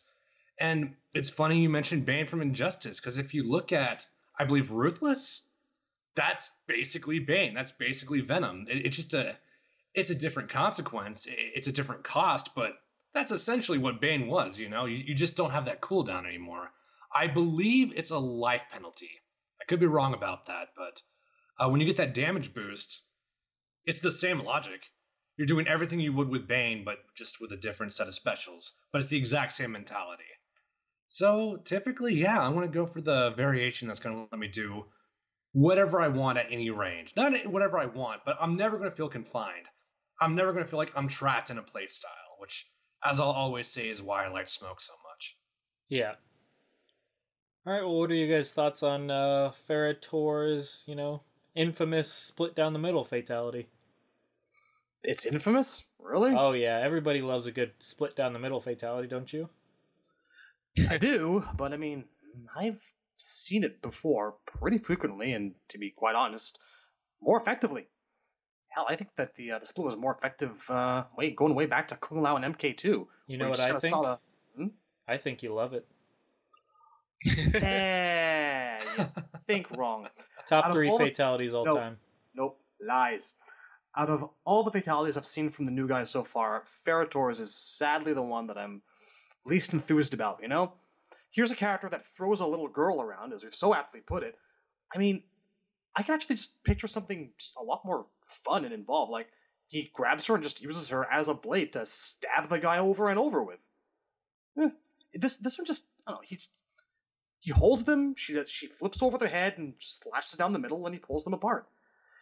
It's visually very nice, obviously very visceral, but I've seen better. Yeah, I'm gonna agree, even though I know you love it, but I'm just gonna have to agree with you on the lie you just said, because I know that's not how you really feel. But what I think their fatality should have been, they could have easily just had Torr literally walk up, hold them, or just wrap his arms around them so they can't move, and then Ferra just goes to town and just completely stabs them to death, or slices them up. Just stuff like that. They could have, or just have him put his foot down on their back while they're on the ground, and Ferra just walks up and just starts literally just blading across the opponent's face. Like, something simple like that would have been perfect. But yeah, I don't see the point in having a split down the middle fatality like that. Even I do think it looks cool, but it's very vicious in the sense that you're literally taking blades and running them down, but like you said, it's nothing we haven't seen before, and it just lacks imagination and creativity altogether. It's got cool presentation, but that doesn't really mean much when, it's the same concept we've already seen. So it just seems like they ran out of ideas with Ferra Torr, which is a shame. So. Yeah, I don't love it like Shadowloo does. You don't know what's in my heart. I'm gonna cry now. Yeah, I like that it's kind of quick, and it does sort of fit the characters. It's not like somebody attacks the torso and then goes for the head all of a sudden with a sword. But yeah, it's kind of forgettable, is all it is, really. Yeah. Or it's not forgettable in the same vein that you're like, oh, it's another one of those fatalities, so then you just cast it off as, what was their fatality? Oh, yeah, it's just another split down the middle fatality. Yeah. So, it's just a shame, for sure. How about you, Temp? Do you love this fatality? I mean... Because we're split 50-50 if you do. Other than yes? I don't... of course I don't like it. I don't think anyone likes it, but if you were to ask me what would be a good alternate fatality, I really don't even want to see this character do fatalities. That's not... to me, this character's fun and strangely whimsical. I don't really... The idea of Ferra Torr and fatalities doesn't even really go together, in my opinion. Brutality is not why I like this character. It's almost like the irony is what attracts me to the character in the first place. So I feel like this would be a great example where a Quan Chi neck stretch would actually be really appropriate. Something along those lines. So heresy. Character's ridiculous, the fatality should be ridiculous. If the minute that irony is suspended, no, you need that Jim Henson effect. Otherwise, I'm not game anymore. It'd be a fantastic fatality I just thought of. Like, Ferra just goes up and stabs the person in the eyes and then rides them around like Torr. It's like jumps on their shoulders afterwards, and they just start running around aimlessly, and she's just trying to control them. That'd be funny. And Torr looks sad and abandoned. Yeah. And he's like... Or we get Torr to break into a rousing chorus, break his silence, and start singing Dance Magic Dance, while flipping Ferra up into the air like a baby, and you get a bunch of Tarkatans with a background chorus. Just like exactly. Or we get Torr to ride on their shoulders. What's up? I said, or we get Torr to ride on their shoulders. Done. I hope friendships are back because I would really love to see what these two would do. Yeah, that would be... I hope friendships are back just because I like the idea of something silly like that, because it almost gives them more of an incentive to be more creative since they're not doing just pure gore. I really thought the babalities in MK9 were very creative, so... Anyways. Yeah, same here. I would really like friendships. I would be all over that. Yeah. Yeah, I love friendships. I don't see any reason they should have ever gone away. Plus, it's just so silly and so fun to just... When you're facing your friend and you beat them, and you did it without, blocking or using punch or whatever the hell it's going to be, and then you just do something silly that just, makes them look dumb. Well, make yourself look dumb, but them by proxy because you beat them, so you just got beat by somebody that just, made a, gave you a present or holding a Sub-Zero doll or whatever. That's just good fun. I think it's unfortunate because I feel like Animalities ruined it for everyone. Because I feel like after Animalities were so badly received, everything went down the shitter. We never saw a friendship again, never saw a Babality again, and tragic. Just tragic. Let's hope that Babalities were a stepping, into that direction of, hey, we can have these fun things again. So definitely. But you have those people out there that think all that's, ridiculous and shouldn't be in MK because MK needs to be completely blood and guts and super serious all the time. That really is what MK4 was missing, wasn't it? That light element of whimsical humor. I think MK4 kind of made up for it in the fact that, the animations were so goofy. Yeah, there was a lot of goofy things. Because even the serious fatalities still looked kind of stupid. And I mean, I love the Reiko torso kick, but it's just silly to have the arms and head spin in the air like that. And everybody was sort of sped up or looked like they were moving way too fast, and that sort of added this Monty Python skit element to everything in the game. And they all spoke in that Raiden gibberish. Oh yeah. You got my leg! Oh man. I remember I had an MK4 strategy guide which tried to decipher all of those as sentences, and the results were amazing. Like, I bought you your back, I bought you a bargain. Those were my favorite ones. Can't unhear it now. I'll just always remember Jarek saying this is brutality in the worst acting ever. And that I feel like every friendship and babality was just kind of compressed into that one line. I still look at that fondly. I do. This is not Jarek. A brutality. This is a fatality. Dun, dun, dun, dun. They might have gotten away with it if not for the little fatality cue that they had to throw in there. Just barely. It played the music. All right, well, that wraps it up for Ferra Torr. There's no better way to segue away from that. I can think of one. We could all make that noise from the end credits. Yeah. What the fresh hell was that? Has anyone identified what that was? Someone humming. What was the intention? I think it was supposed to sound like a laugh. I don't know. I think Ed actually said, he actually acknowledged that they did that in an interview. He's like, yeah, we were just goofing around the studio, and we thought it was, more funny inside jokes because people like Toasty Guy. Well, that pretty much describes 90% of the things that make it an MK is just them sitting around being like, that would be pretty funny, wouldn't it? And then they just put it in. I mean, there's so many things in MK that you just know. Some guy was like, hey, it'd be pretty funny if we did this. They all had a little, chuckle, and then they're like, yeah, let's do it. Just they know it's dumb. They all get serious, grim-faced, and it's in. Yeah, exactly. I just realized what that humming reminded me of. It's almost got the exact same delivery as the old Sugar Crisp cereal commercial. Can't get enough of that Sugar Crisp. It's close. It's close. Someone on the dev team was thinking cereal. That's probably what it is. All right, well, moving away from Ferra Torr, we can just recap that only one of us really loved Ferra Torr's fatality. Shut up by your face. I don't know why you're so ashamed of it, but that's all right. We'll move on to Kotal Kahn. What do you guys think of Kotal Kahn? Because I think Kotal Kahn is pretty awesome. I think it's really cool to have an Aztec character finally introduced into the games.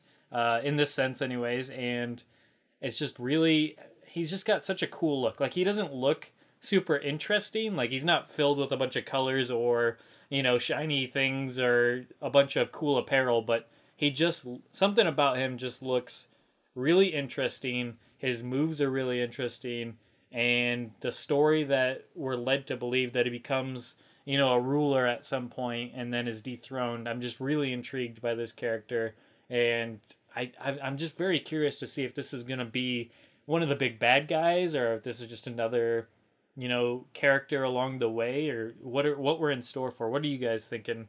Shadowloo, start us off.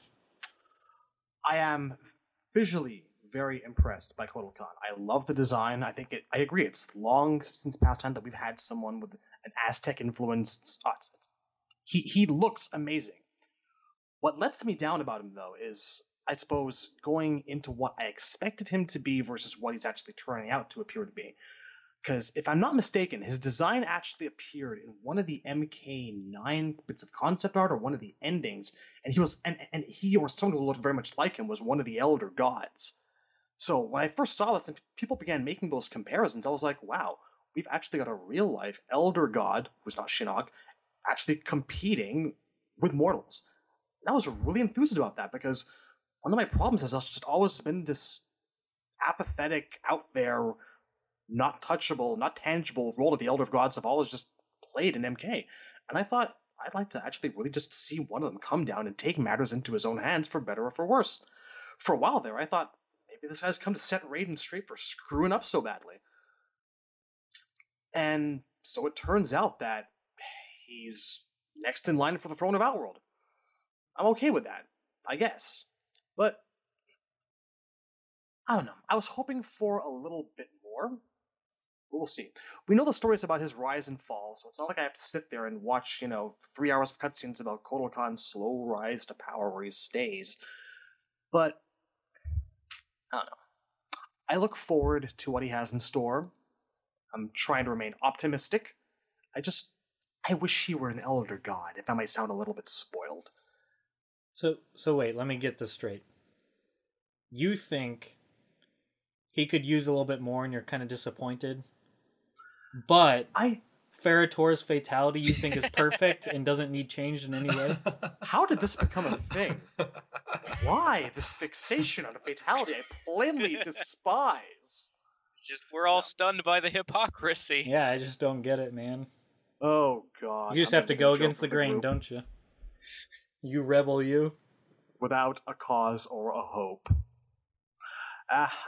Everything about him just sort of seems to scream Elder God. Hell, his fighting stances, his variations, they're all blank God. And seems like he's not a god at all.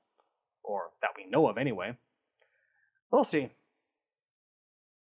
Yeah, it's sort of a fuzzy point, because I kind of agree with you. Like, the thing that the Elder God that had a similar design to him, that was from the Raiden's bio vignette that they put up on YouTube during the publicity phase before MK9 came out.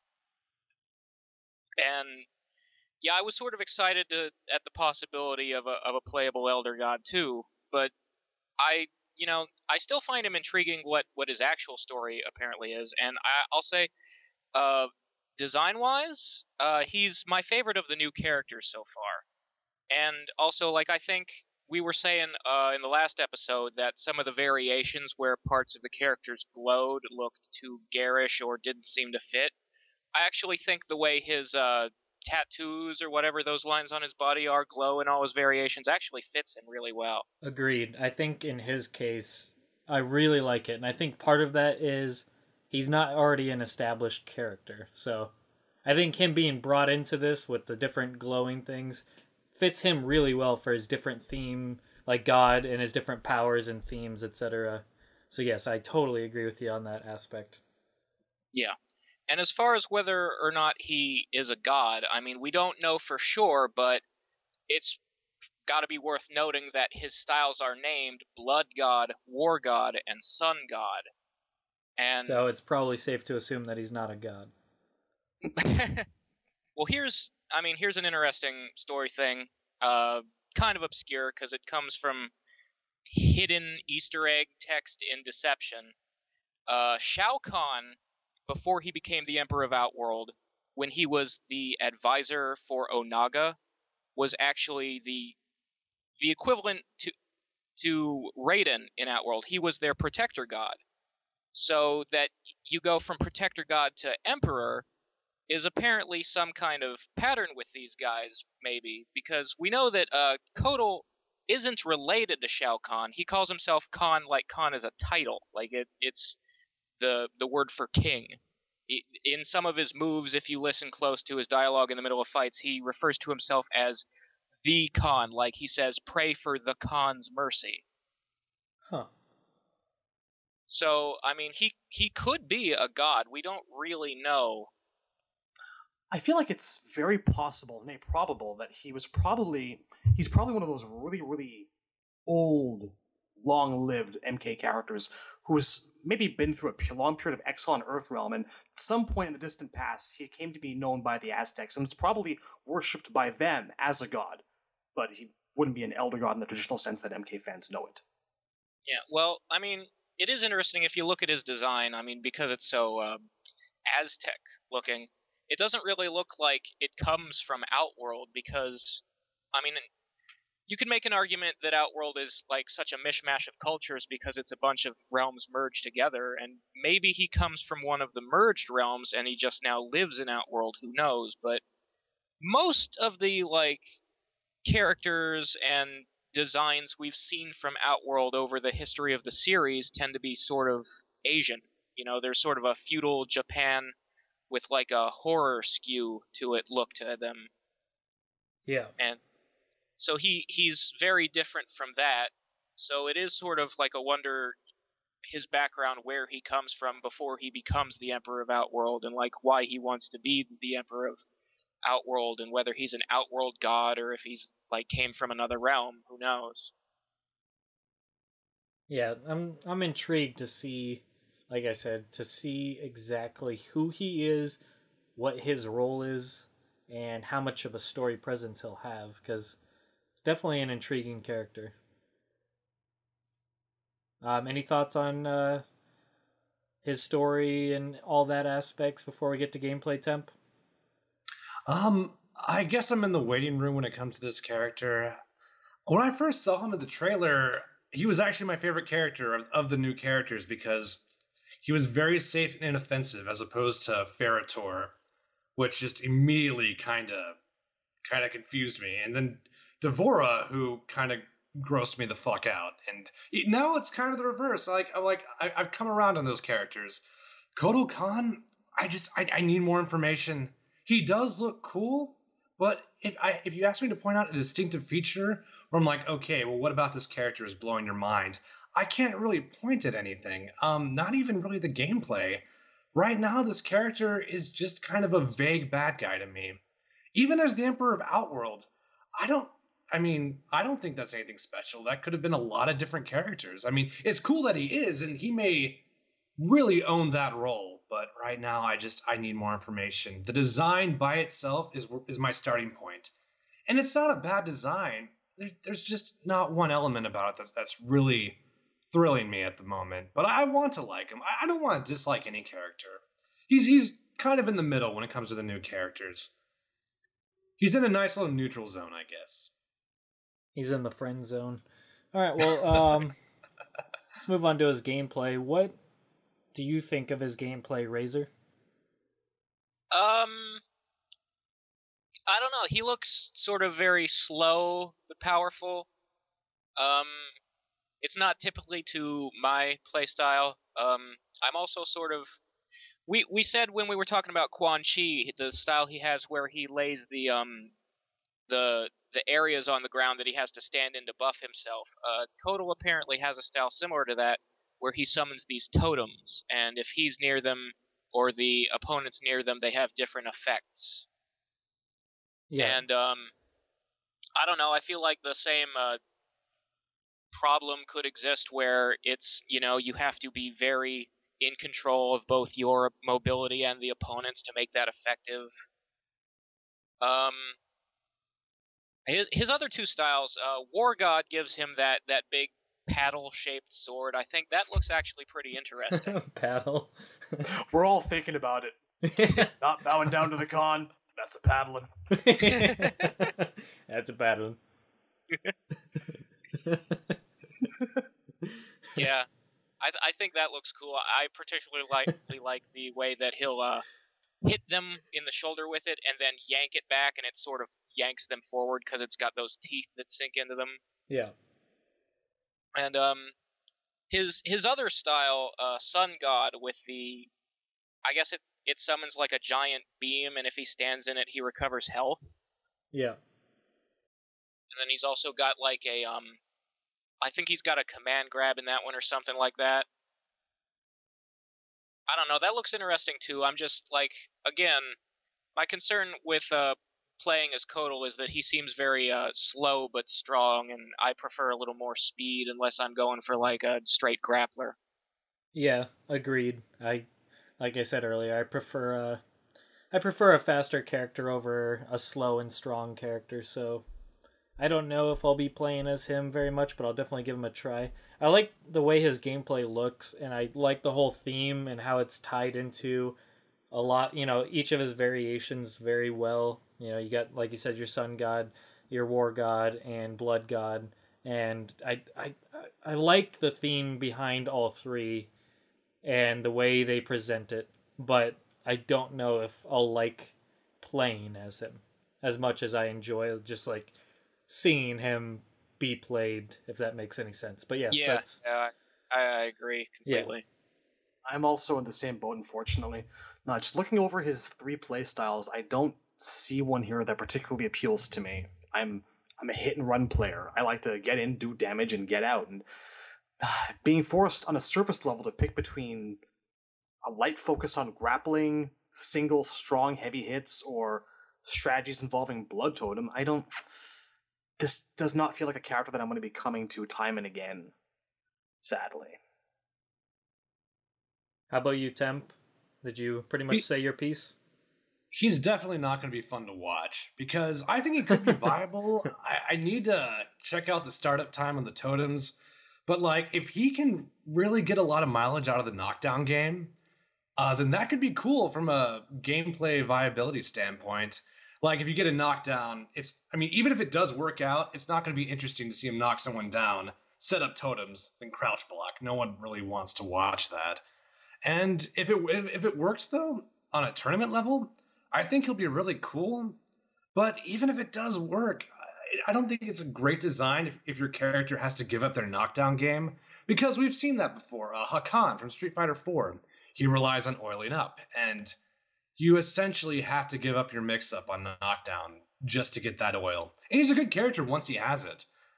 But I don't know. This is a character I'm really going to study the gameplay on. It's hard to draw any conclusions. And, I mean, the whole paddle thing, it's cool, I guess, but I'm not really... I don't know if I'm feeling it just yet. Not feeling the paddling? That's a paddling. Pray for the Khan's mercy. Taps palm with paddle. All right, so how about his fatality that we've seen? I think it's pretty neat. I think it's one of those, even though it kind of makes you feel for Kano's probably looks at it every time it's done. He's like, oh.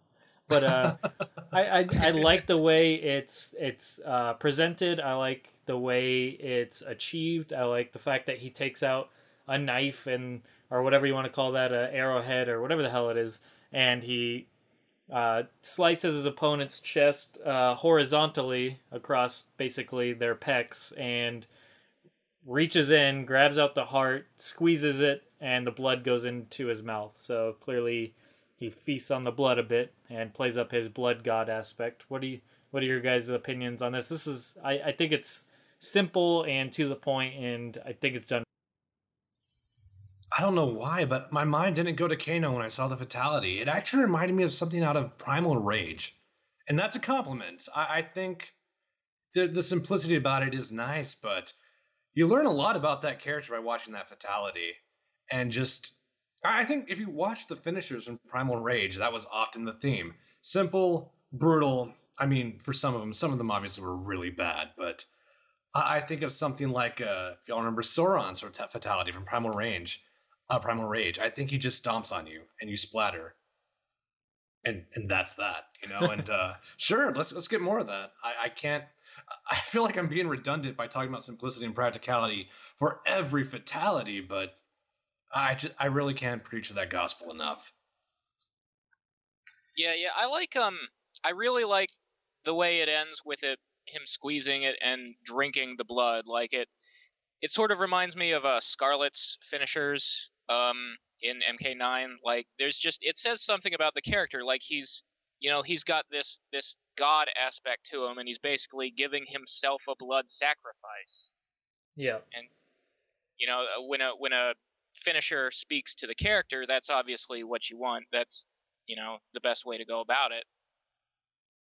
Yeah, I just love how when he takes the arrowhead or knife or rock or sharpie object, whatever the hell it is, it escapes me, but the way he takes it and it doesn't look like he struggles much. He doesn't look like he's being ultra vicious. He just, lightly just goes across his opponent's chest and, enough to get it out, like to open up the skin like that. And then just after that, he just full on takes their heart out, crushes it in his hand, and then the blood just comes pouring into his mouth like that. That's just, I don't know. The aesthetics of it and the way it's presented, I just really like how that's done. I think it's neat. It's neato. It's cut and dried. It's simple. It speaks to the character.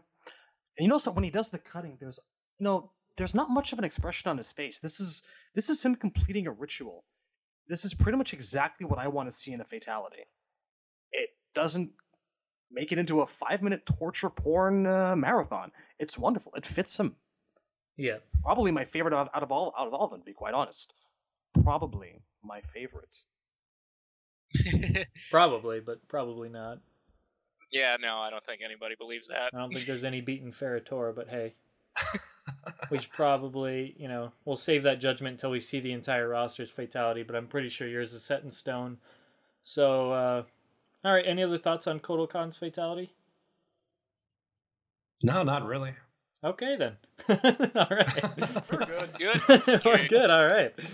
Well, that'll do it now. Okay, well, that pretty much does wrap up the new characters. Well, that kind of leads into another discussion that we can have real quick. What's your ideal number of new characters versus returning characters that you feel a new MK game should strive for? And we'll each kind of give our just basically say what it is and then give a short reason why. Go ahead, Razor. What's the ratio of new characters versus returning characters that you feel is the best? Well, some of it depends on the quality of the characters themselves, I guess, but just as like a hard and fast number, I'd say generally I like to see about a third of the roster be new. All right. And yeah, and I think part of that might just be because that's sort of what I'm used to. That is about the ratio they usually go for. Yeah. How about you, Temp? There's what I want, and then there's what's good for the franchise. What I want, I don't know, 3.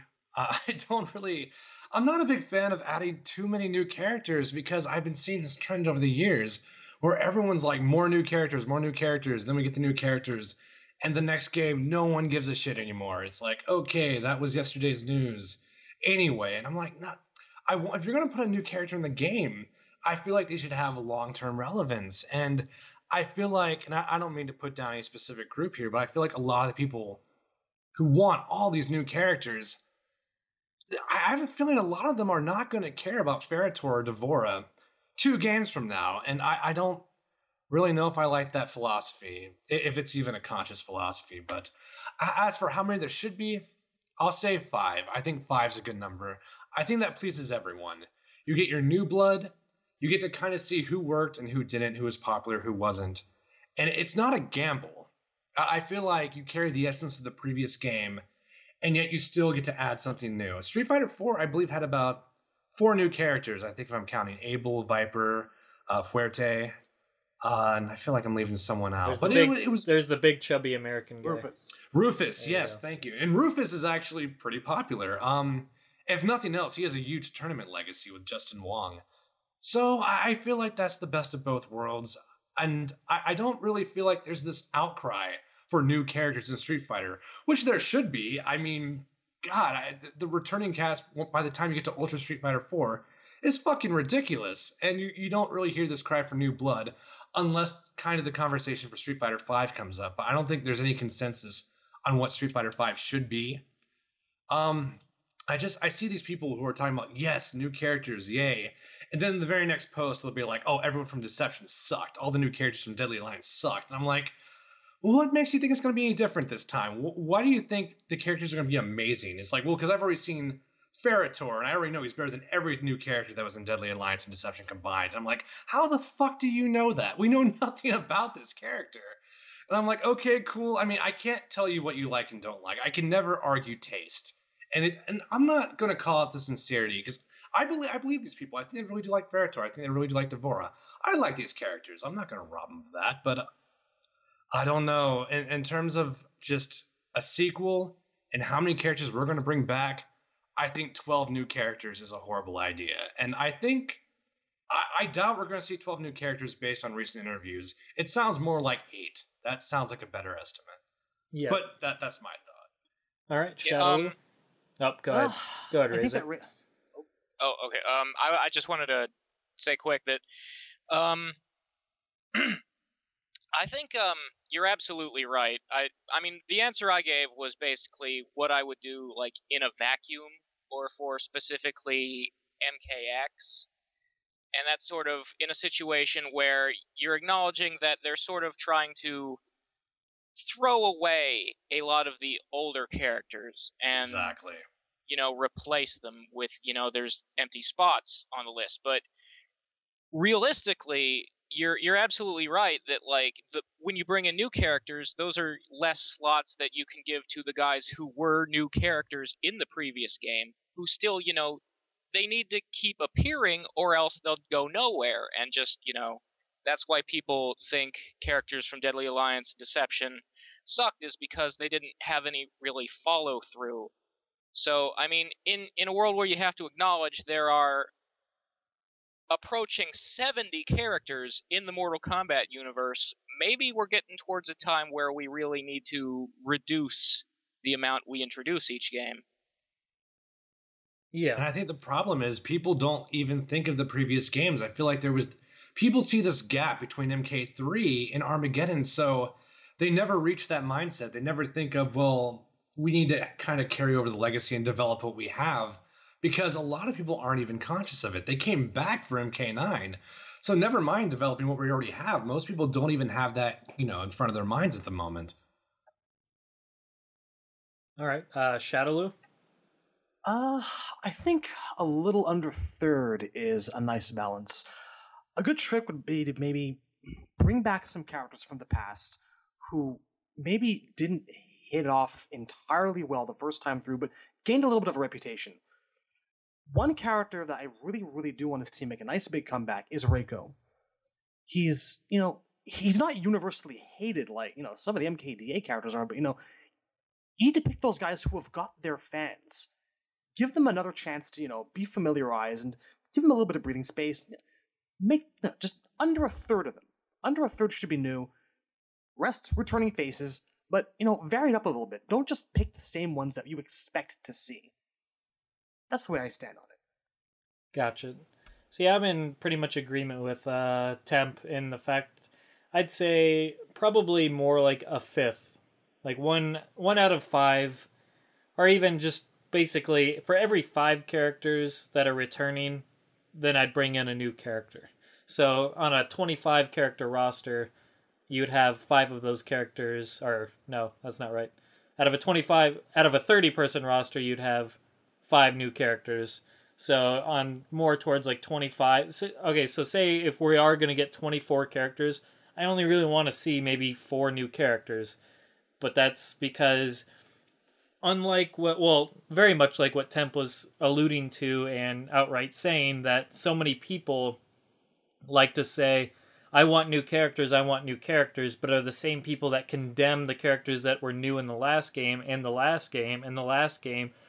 Basically, they're a broken record in the sense that they're always hoping for new characters, but they don't learn their lesson.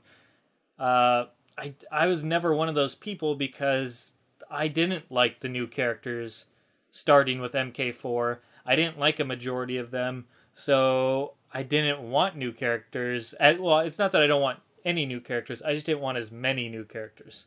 I still maintain that my favorite characters, for the most part, are from MK1 through 3, and it's not that I don't like any MK4 through MK Deception characters. I don't even include Armageddon, because I don't know, I didn't really gravitate much towards Taven or Dagon as much as I did the other people in the series, but basically, other than maybe 2 from each of those games beyond Armageddon, I didn't like the rest of them, so I don't want more than maybe, 4 introduced, because, like you said, we have a huge roster of people to choose from. So many people that, maybe didn't do so well the first time they came on, or just, they did do okay, but they just kind of got passed over the next game, because that does happen. People sit out no matter how popular are, except for, the golden 2 or 3 that make it in almost every single game.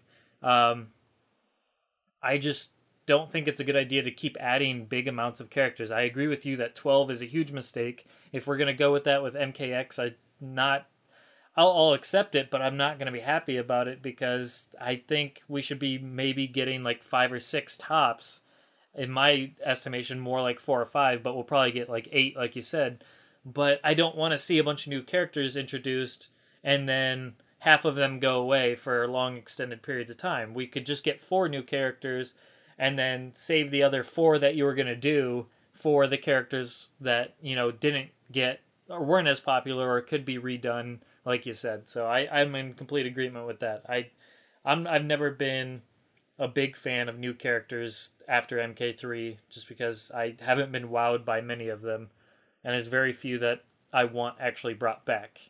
So with that said, yeah, I was very skeptical going into this game, but so far I'm really liking the new characters, and I think a big part of that is I think these new characters, for me anyways, pretty much trump most of the characters from MK4 through MK Deception.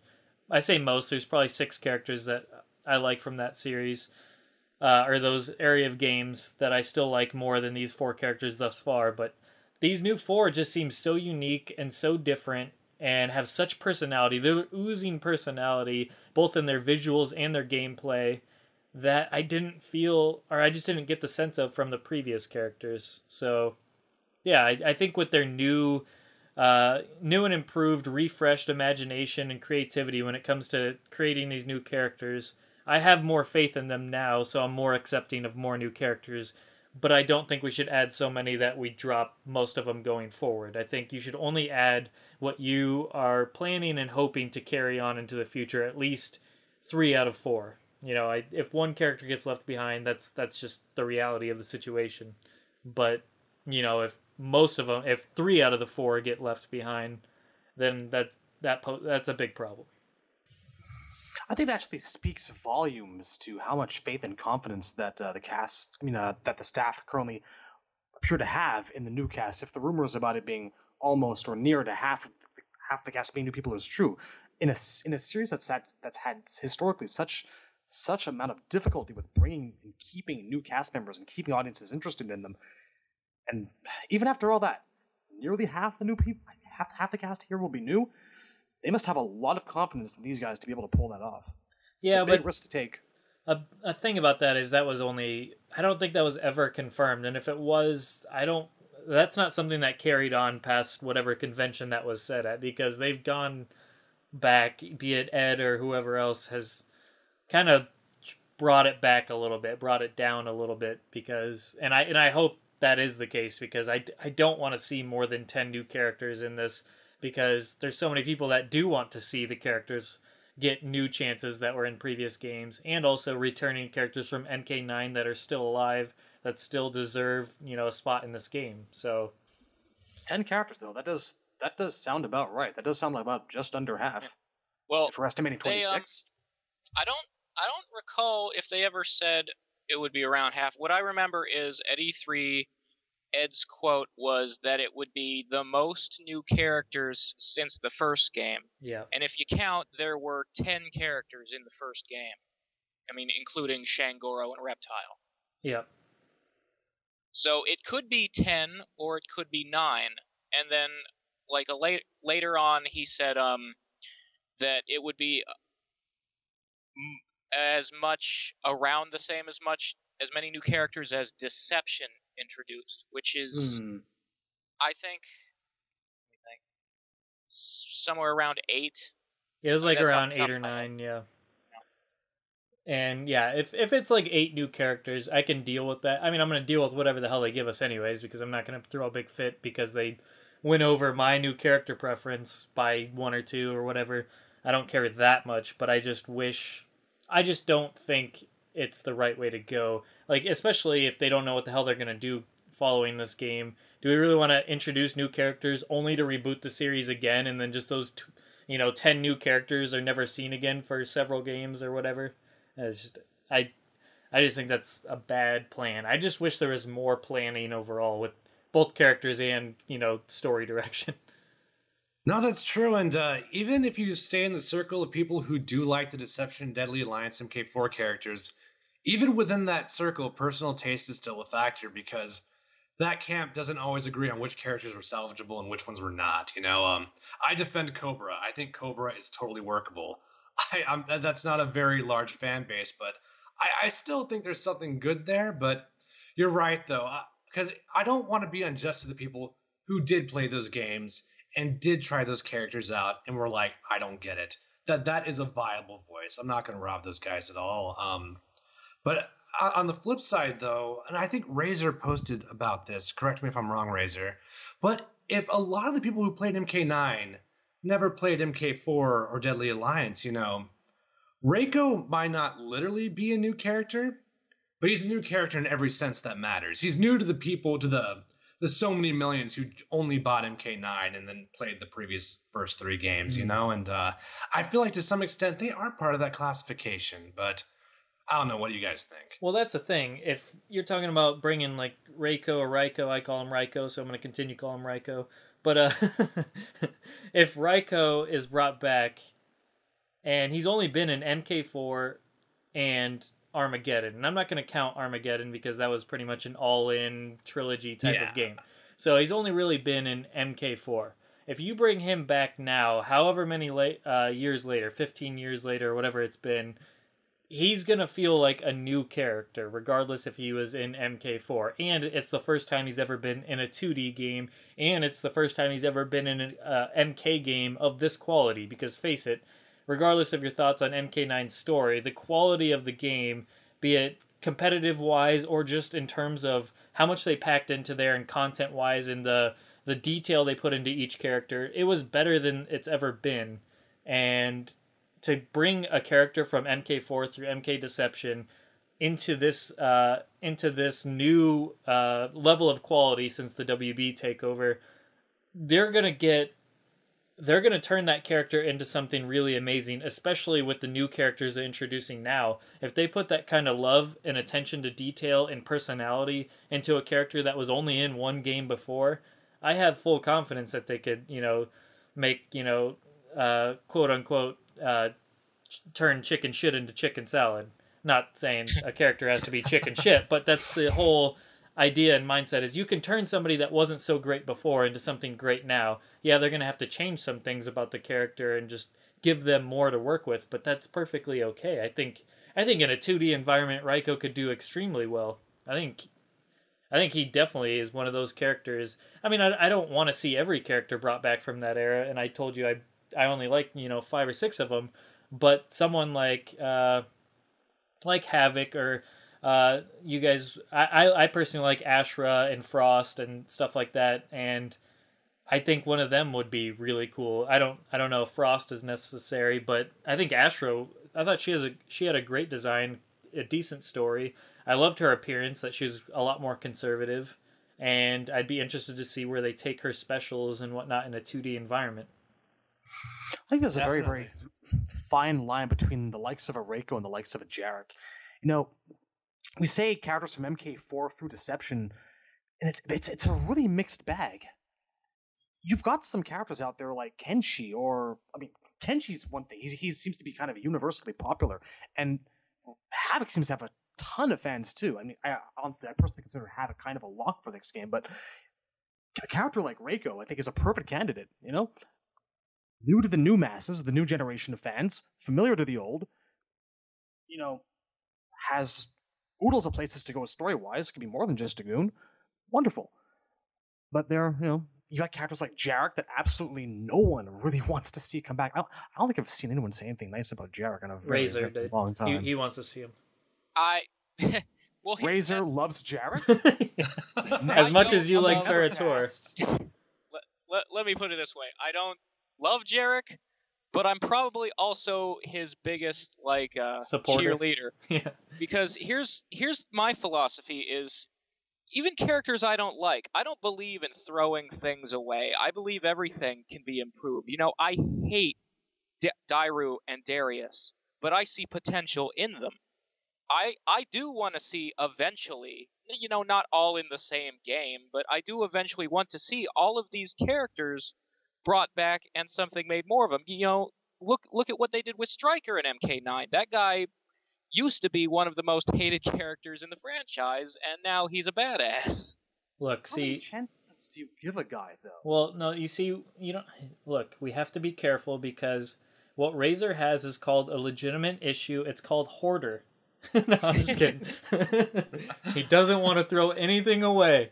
No, I understand. You just tossed off the cliff. No, I understand where you're coming from, and I totally see your point that you're in your opinion, and I completely relate to this and understand it, and to some degree agree with you, in the sense that, why create new characters when you have a roster of over 50 and you're only using 30 of them consistently? Why not, instead of creating new characters that people love, why don't you just dust off the 20 that you threw away or aren't paying attention to, make people love them, and then you have 50 people that people love? Like, I totally get that.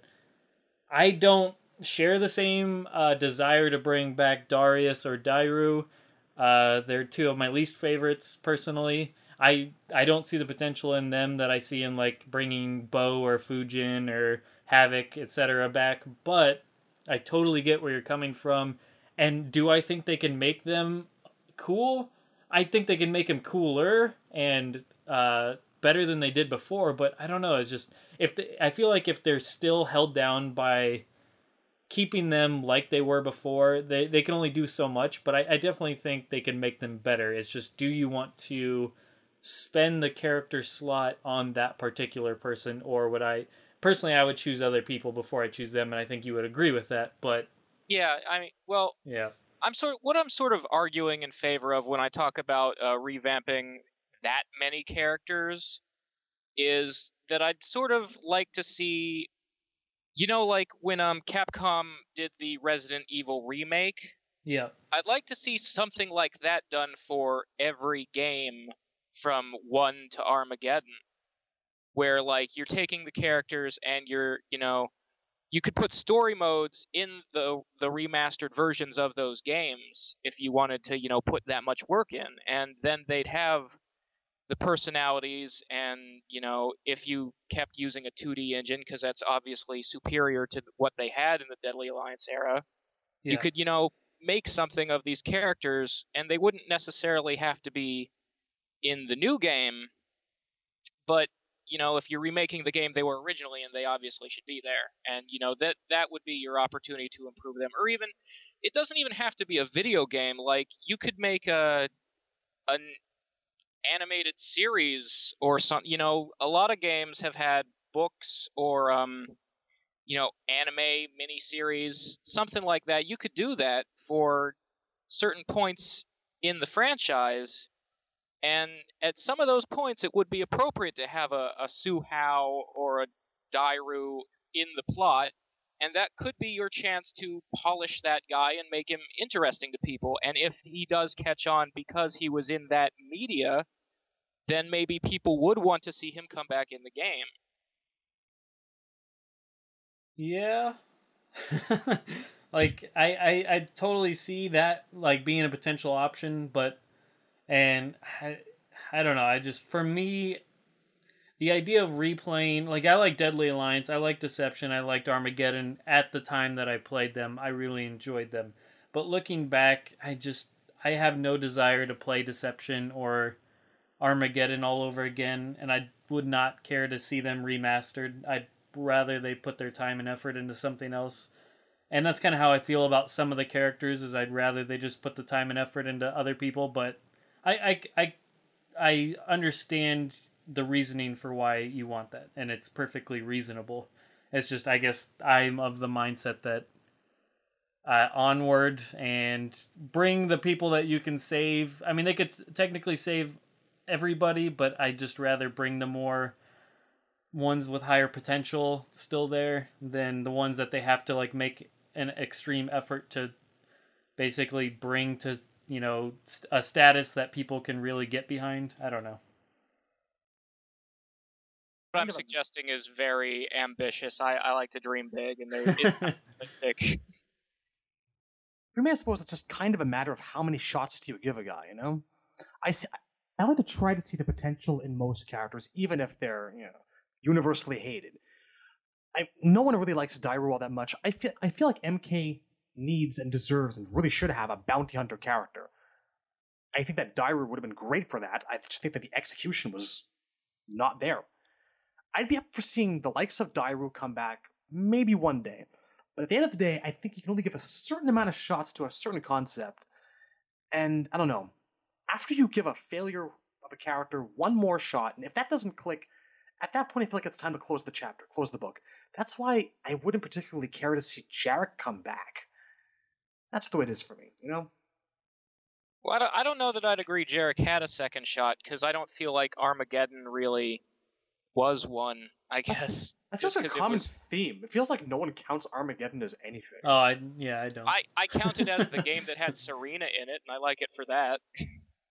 I don't know. When my thoughts on Jarek are, I don't know why they do this, because people want Jarek to be his own character. They don't want him to be counted as a clone, even though that's essentially what he was designed for. So that's where it gets to be a little bit confusing on this part, because to me, I don't look at Jarek as anything more than a clone of Kano, just like a stand-in, a fill-in. Whereas to somebody else who is actually a Jarek fan would, of course, look at him as his own unique character. So I don't see any purpose in bringing Jarek back and making him anything more other than the fact of they just want to make every character worth something, and that's I don't know. That's a lot of characters you have to spend the time to revamp, and I don't know, I guess with seeing their new characters that they are starting anew with and the quality of them, I almost just kind of want to keep going down that route. So I don't know. Jarek specifically it's tough to make an argument in his favor, because you're right, there is nothing to him besides that he's just Kano 2. So it's sort of like, the only reason I'd want to see him, honestly, is just as like a background NPC to fill out the ranks of the Black Dragon and show that there's, you know, members of this gang, that it's not just Kano, I guess, you know? Yeah. He wouldn't have to be playable or anything. Alright, well, that pretty much wraps it up for new character talk and the idea of new character versus returning characters, etc. We got one more segment that we like to do. Last time we did Johnny Cage for our character retrospective. This time we're going to be doing Baraka in the spirit of Halloween. And we'll be talking about Baraka. Let's see. Baraka is difficult to say nice things about, I find, because he's spent so much time as an underdeveloped minion. I mean, that's even sort of going back to his origins. Like, it could have been a lot worse than it is, because when Baraka was created, their intention was sort of briefly in the concept art phase to have everybody from Outworld look the same as him, like be the same race of needle-toothed demon. Yeah. And like there was a design for Shao Kahn that went unused where he basically looks like a really tall Baraka with long hair dressed like a pope. And thank God they didn't go that way. But I don't know. I feel like the main problem with Baraka is that every time we see other members of his race, with the exception of his MK9 ending, they all look exactly like him. Like, none of them has hair or blades in different places or is even female. Yeah. And like even the NPCs that you see in MK9 story mode, the generic Tarkatans are dressed in basically Baraka's MK2 outfit with different colored shirts. So they don't even vary in clothing. And it's just sort of that devalues him as an individual, because it's like what makes him special compared to the rest of his race. Because he's banging Melina, that's why. Yeah, see, that would be something. But they've never pulled the trigger on that storyline. Like, apparently they were gonna in MK9, and it ended on the cutting room floor for time, or because they didn't have the resources to animate it, or I don't know why, But yeah, the shame of Baraka is there's these tiny little threads of things that could have been a plot, that would have made him different or interesting, that they just keep dropping. Like the Melina thing is one. The fact that he looked like he'd been cut in half and stapled back together in MK4 was another. So yeah, I don't know. He just disappoints me. Yeah. See, I don't know. I really like Baraka. Just I like his gameplay. I liked him in MK2. His story leaves a little bit more to be desired, like you said. It felt like he started off strong, but then they just basically, as you said, as time went on, they didn't really separate him enough from his race. They didn't make him stand out enough, and he just seems like he just happens to be the Tarkatan or Tarkatan that we're following. So that's what makes him special. He's not I don't know, he doesn't have anything that separates him enough, but for me, I like him. I don't know, it's tough because there is that part where you want more from him and you wish that he got, some spotlight and treated better and has that big story arc that you really get behind him. And I don't know, it's just I like the way he looks. I like the way they've presented him in the games. I like the way his gameplay is. I like how he's evolved gameplay wise. But yeah, I totally agree on the fact that he's been pretty much kept in the shadows and constantly kind of repeating the same thing, that he's the number one goon or the bad guy or villain or whatever you want to call him, the henchman. So yeah, it's kind of a shame in that aspect. You guys, I believe, have pretty much said the piece that I wanted to say about Baraka. If I could summarize him in a phrase, he's smarter than the average bear, but at the end of the day, he's still a bear. And it's a shame because he's got this really iconic look to him. I find him visually, he's one of the best looking MK characters, and I wish that there was so much more to him than there actually is. But he's been written into a corner almost from day one. He's the epitome of the outworld goon.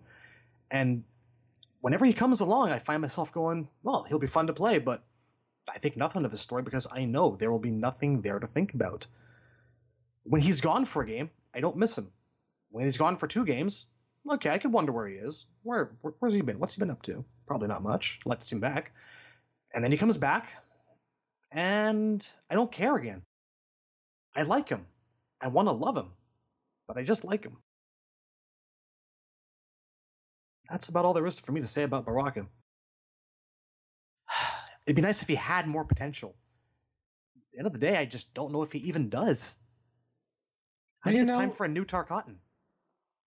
I think it's kind of fascinating. I feel like the Baraka fan base is the most forgiving of all fan bases. I said about Kano, what holds Kano back is a lot of people like him, but he's no one's favorite character. That is not true of Baraka. Baraka fans really, really like Baraka. I think there was a member of the MKO staff, I don't remember his name, but that was his character. He loved Baraka. Baraka was MK. Was it Baraka MK? No, actually, no, it wasn't actually. Are you sure? I think there was a mod a long time, like over 10 years ago at MKO, that's name was Baraka MK. I don't even think he's gone. I think he's still in the IRC chat as we speak. But I know because he banned me at like when I was like 11 years old and I was an asshole and stupid. It's plausible though. I mean, not much has changed, of course, but but yeah, that's Baraka fans in a nutshell, I guess. I don't know. People really like Baraka, no matter what. Really, it's a very unconditional love, and the way I see it is, you're right. They dropped the ball on so many things, even with the Kung Lao Baraka rivalry, which I thought was a really good foil. None of that made it into MK9 either.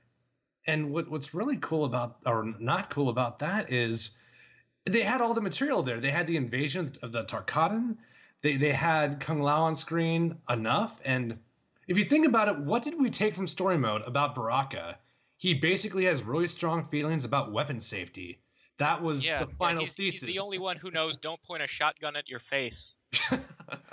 When Baraka is giving you safety lessons. He broke that plateau, and I'm really proud of him for that, but that's all he has, you know? But you know, Baraka fans are okay with that. You know, they know what they like. They like a mutant with blades coming out of his arm. And the concept gets so much mileage, I think, because of that. You know, it's a very hard concept to do wrong. With all the incarnations of Baraka, they've never gotten that part. That part's always shined beautifully. Deception, even though I like the staples from MK4 and I'm sad that never really kind of went anywhere with continuity, Baraka did look good in Deception. I thought that was a very well rendered. I know people have a problem with the eyes, and I guess I do too. But it's amazing to see that loyalty. And from a story perspective, is it warranted? I would actually say yes, because the essence of Baraka never went away. It's just what they did with it.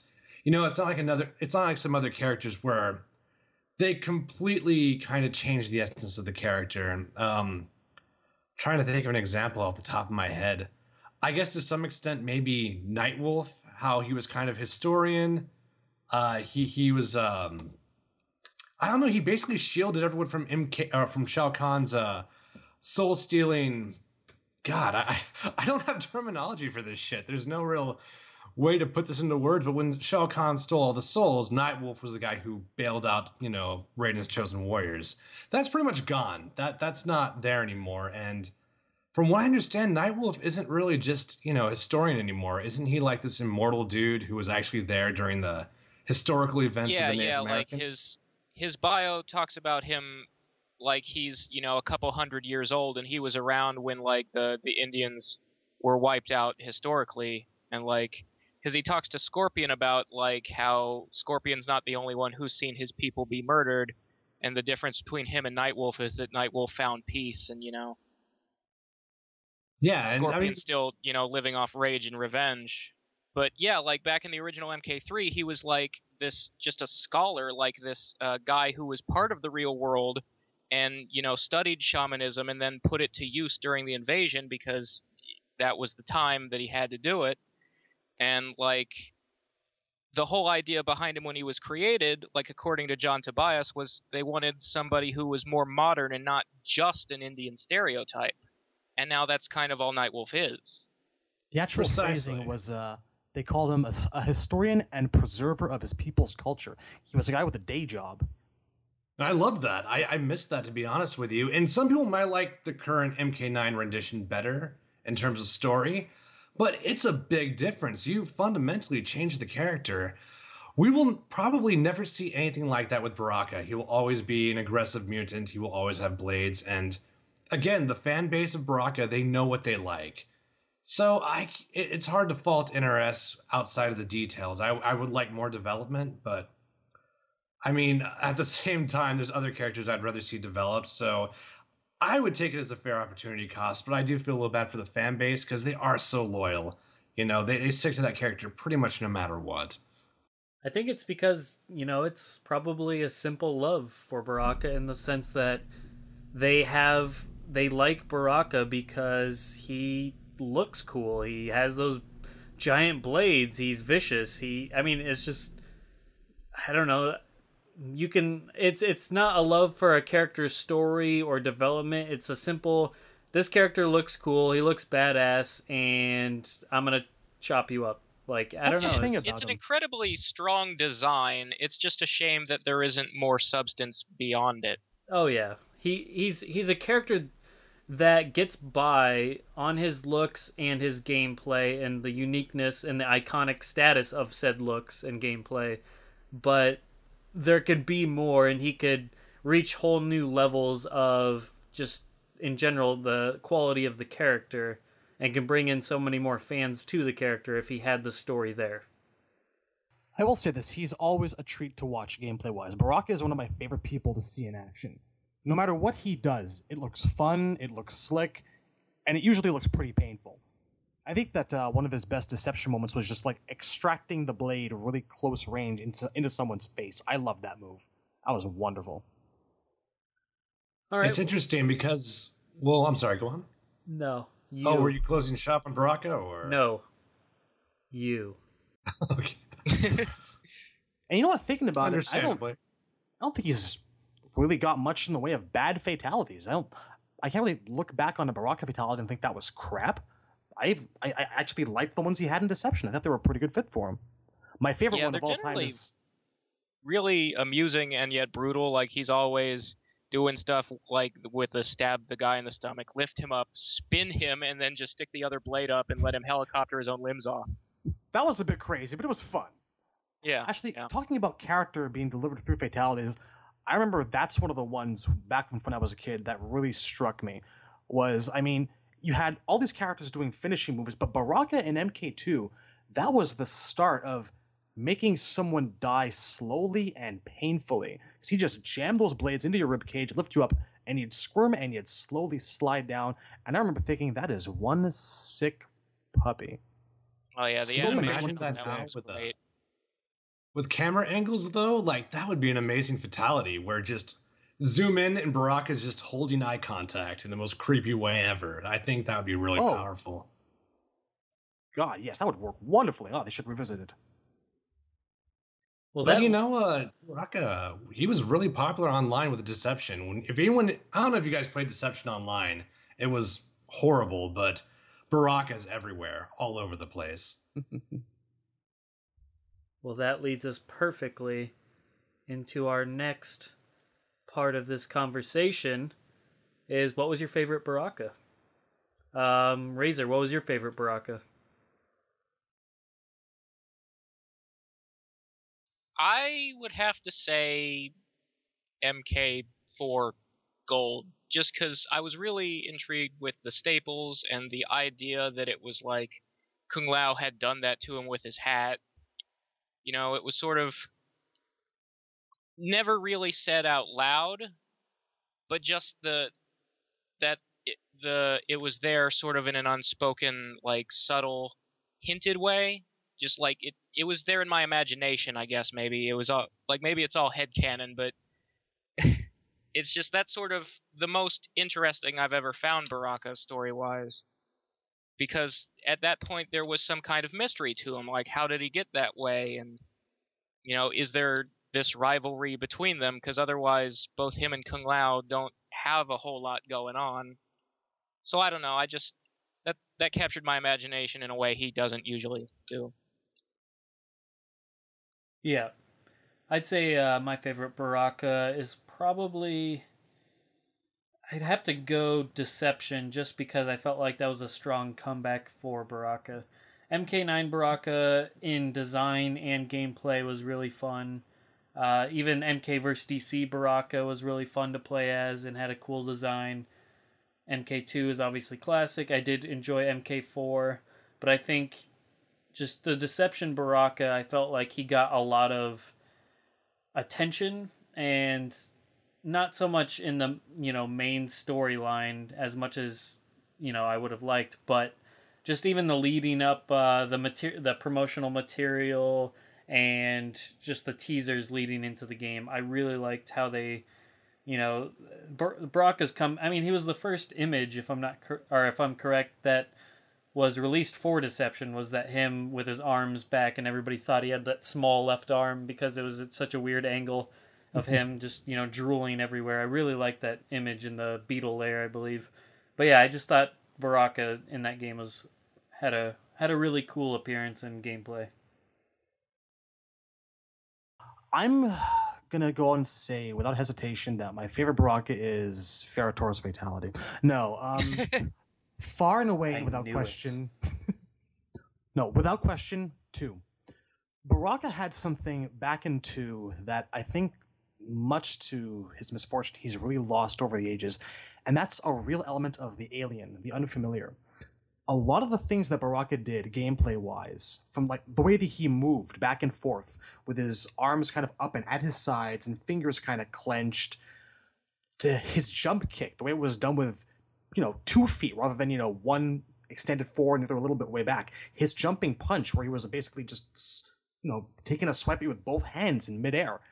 Yeah, if memory serves, actually, I think he was the only character who actually had a quick 2-step high kick combo when no one else would have stuff like that till MK3. Everything about Baraka in that game just screamed alien, other, different.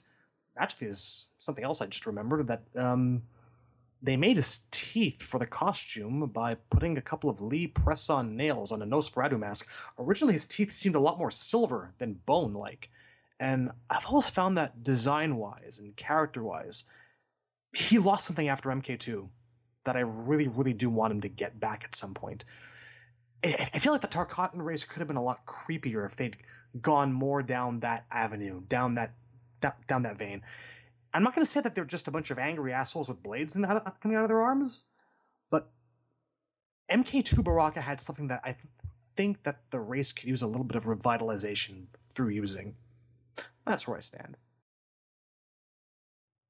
All right. Well, I mean, overall, with Baraka specifically, I guess in all the rambling I did with the character, I kind of forgot to mention that I don't really like Baraka that much. I think he's cool, but he serves a very specific function. I'm probably going to say Deception as well. I think the costume was a really good redesign of the character. I remember the alt costume doing the MK2 costume really good justice.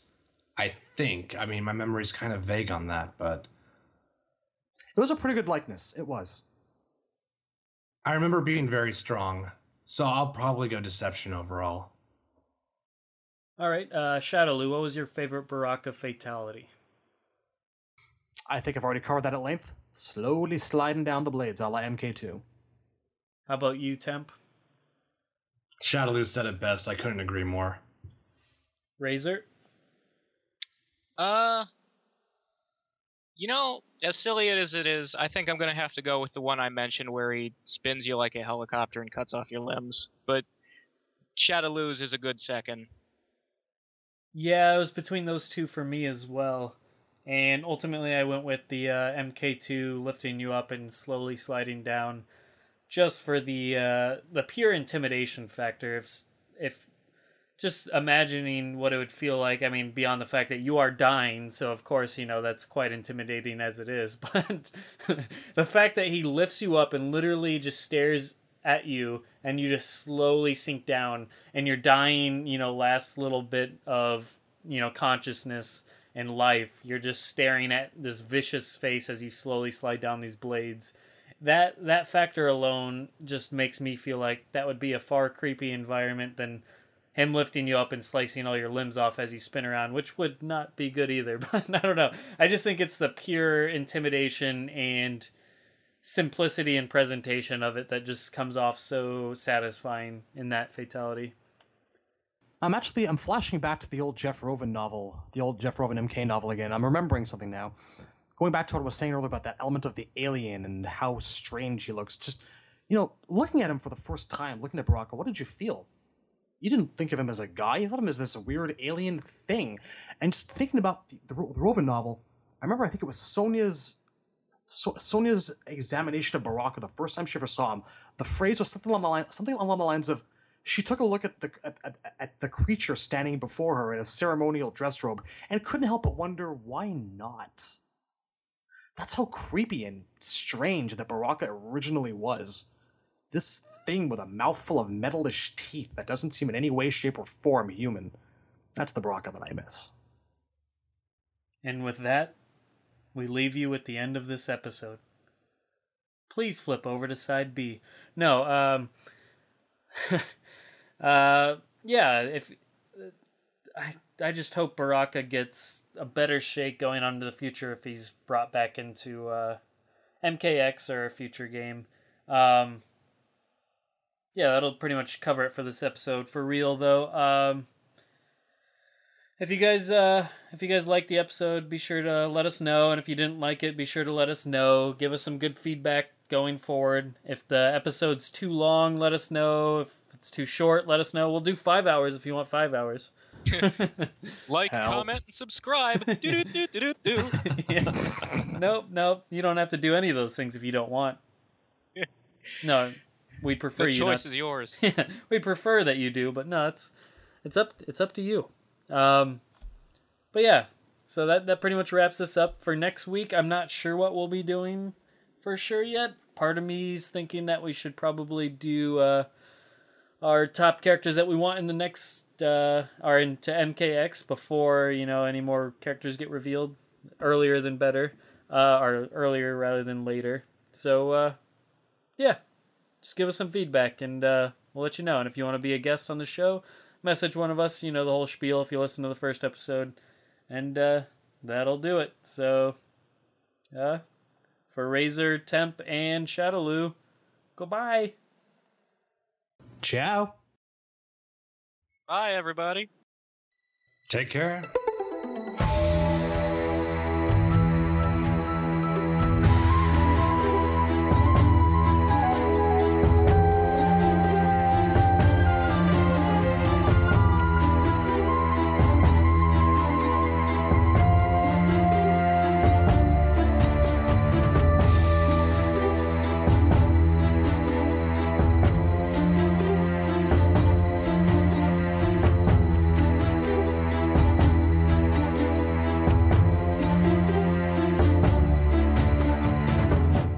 You will never win.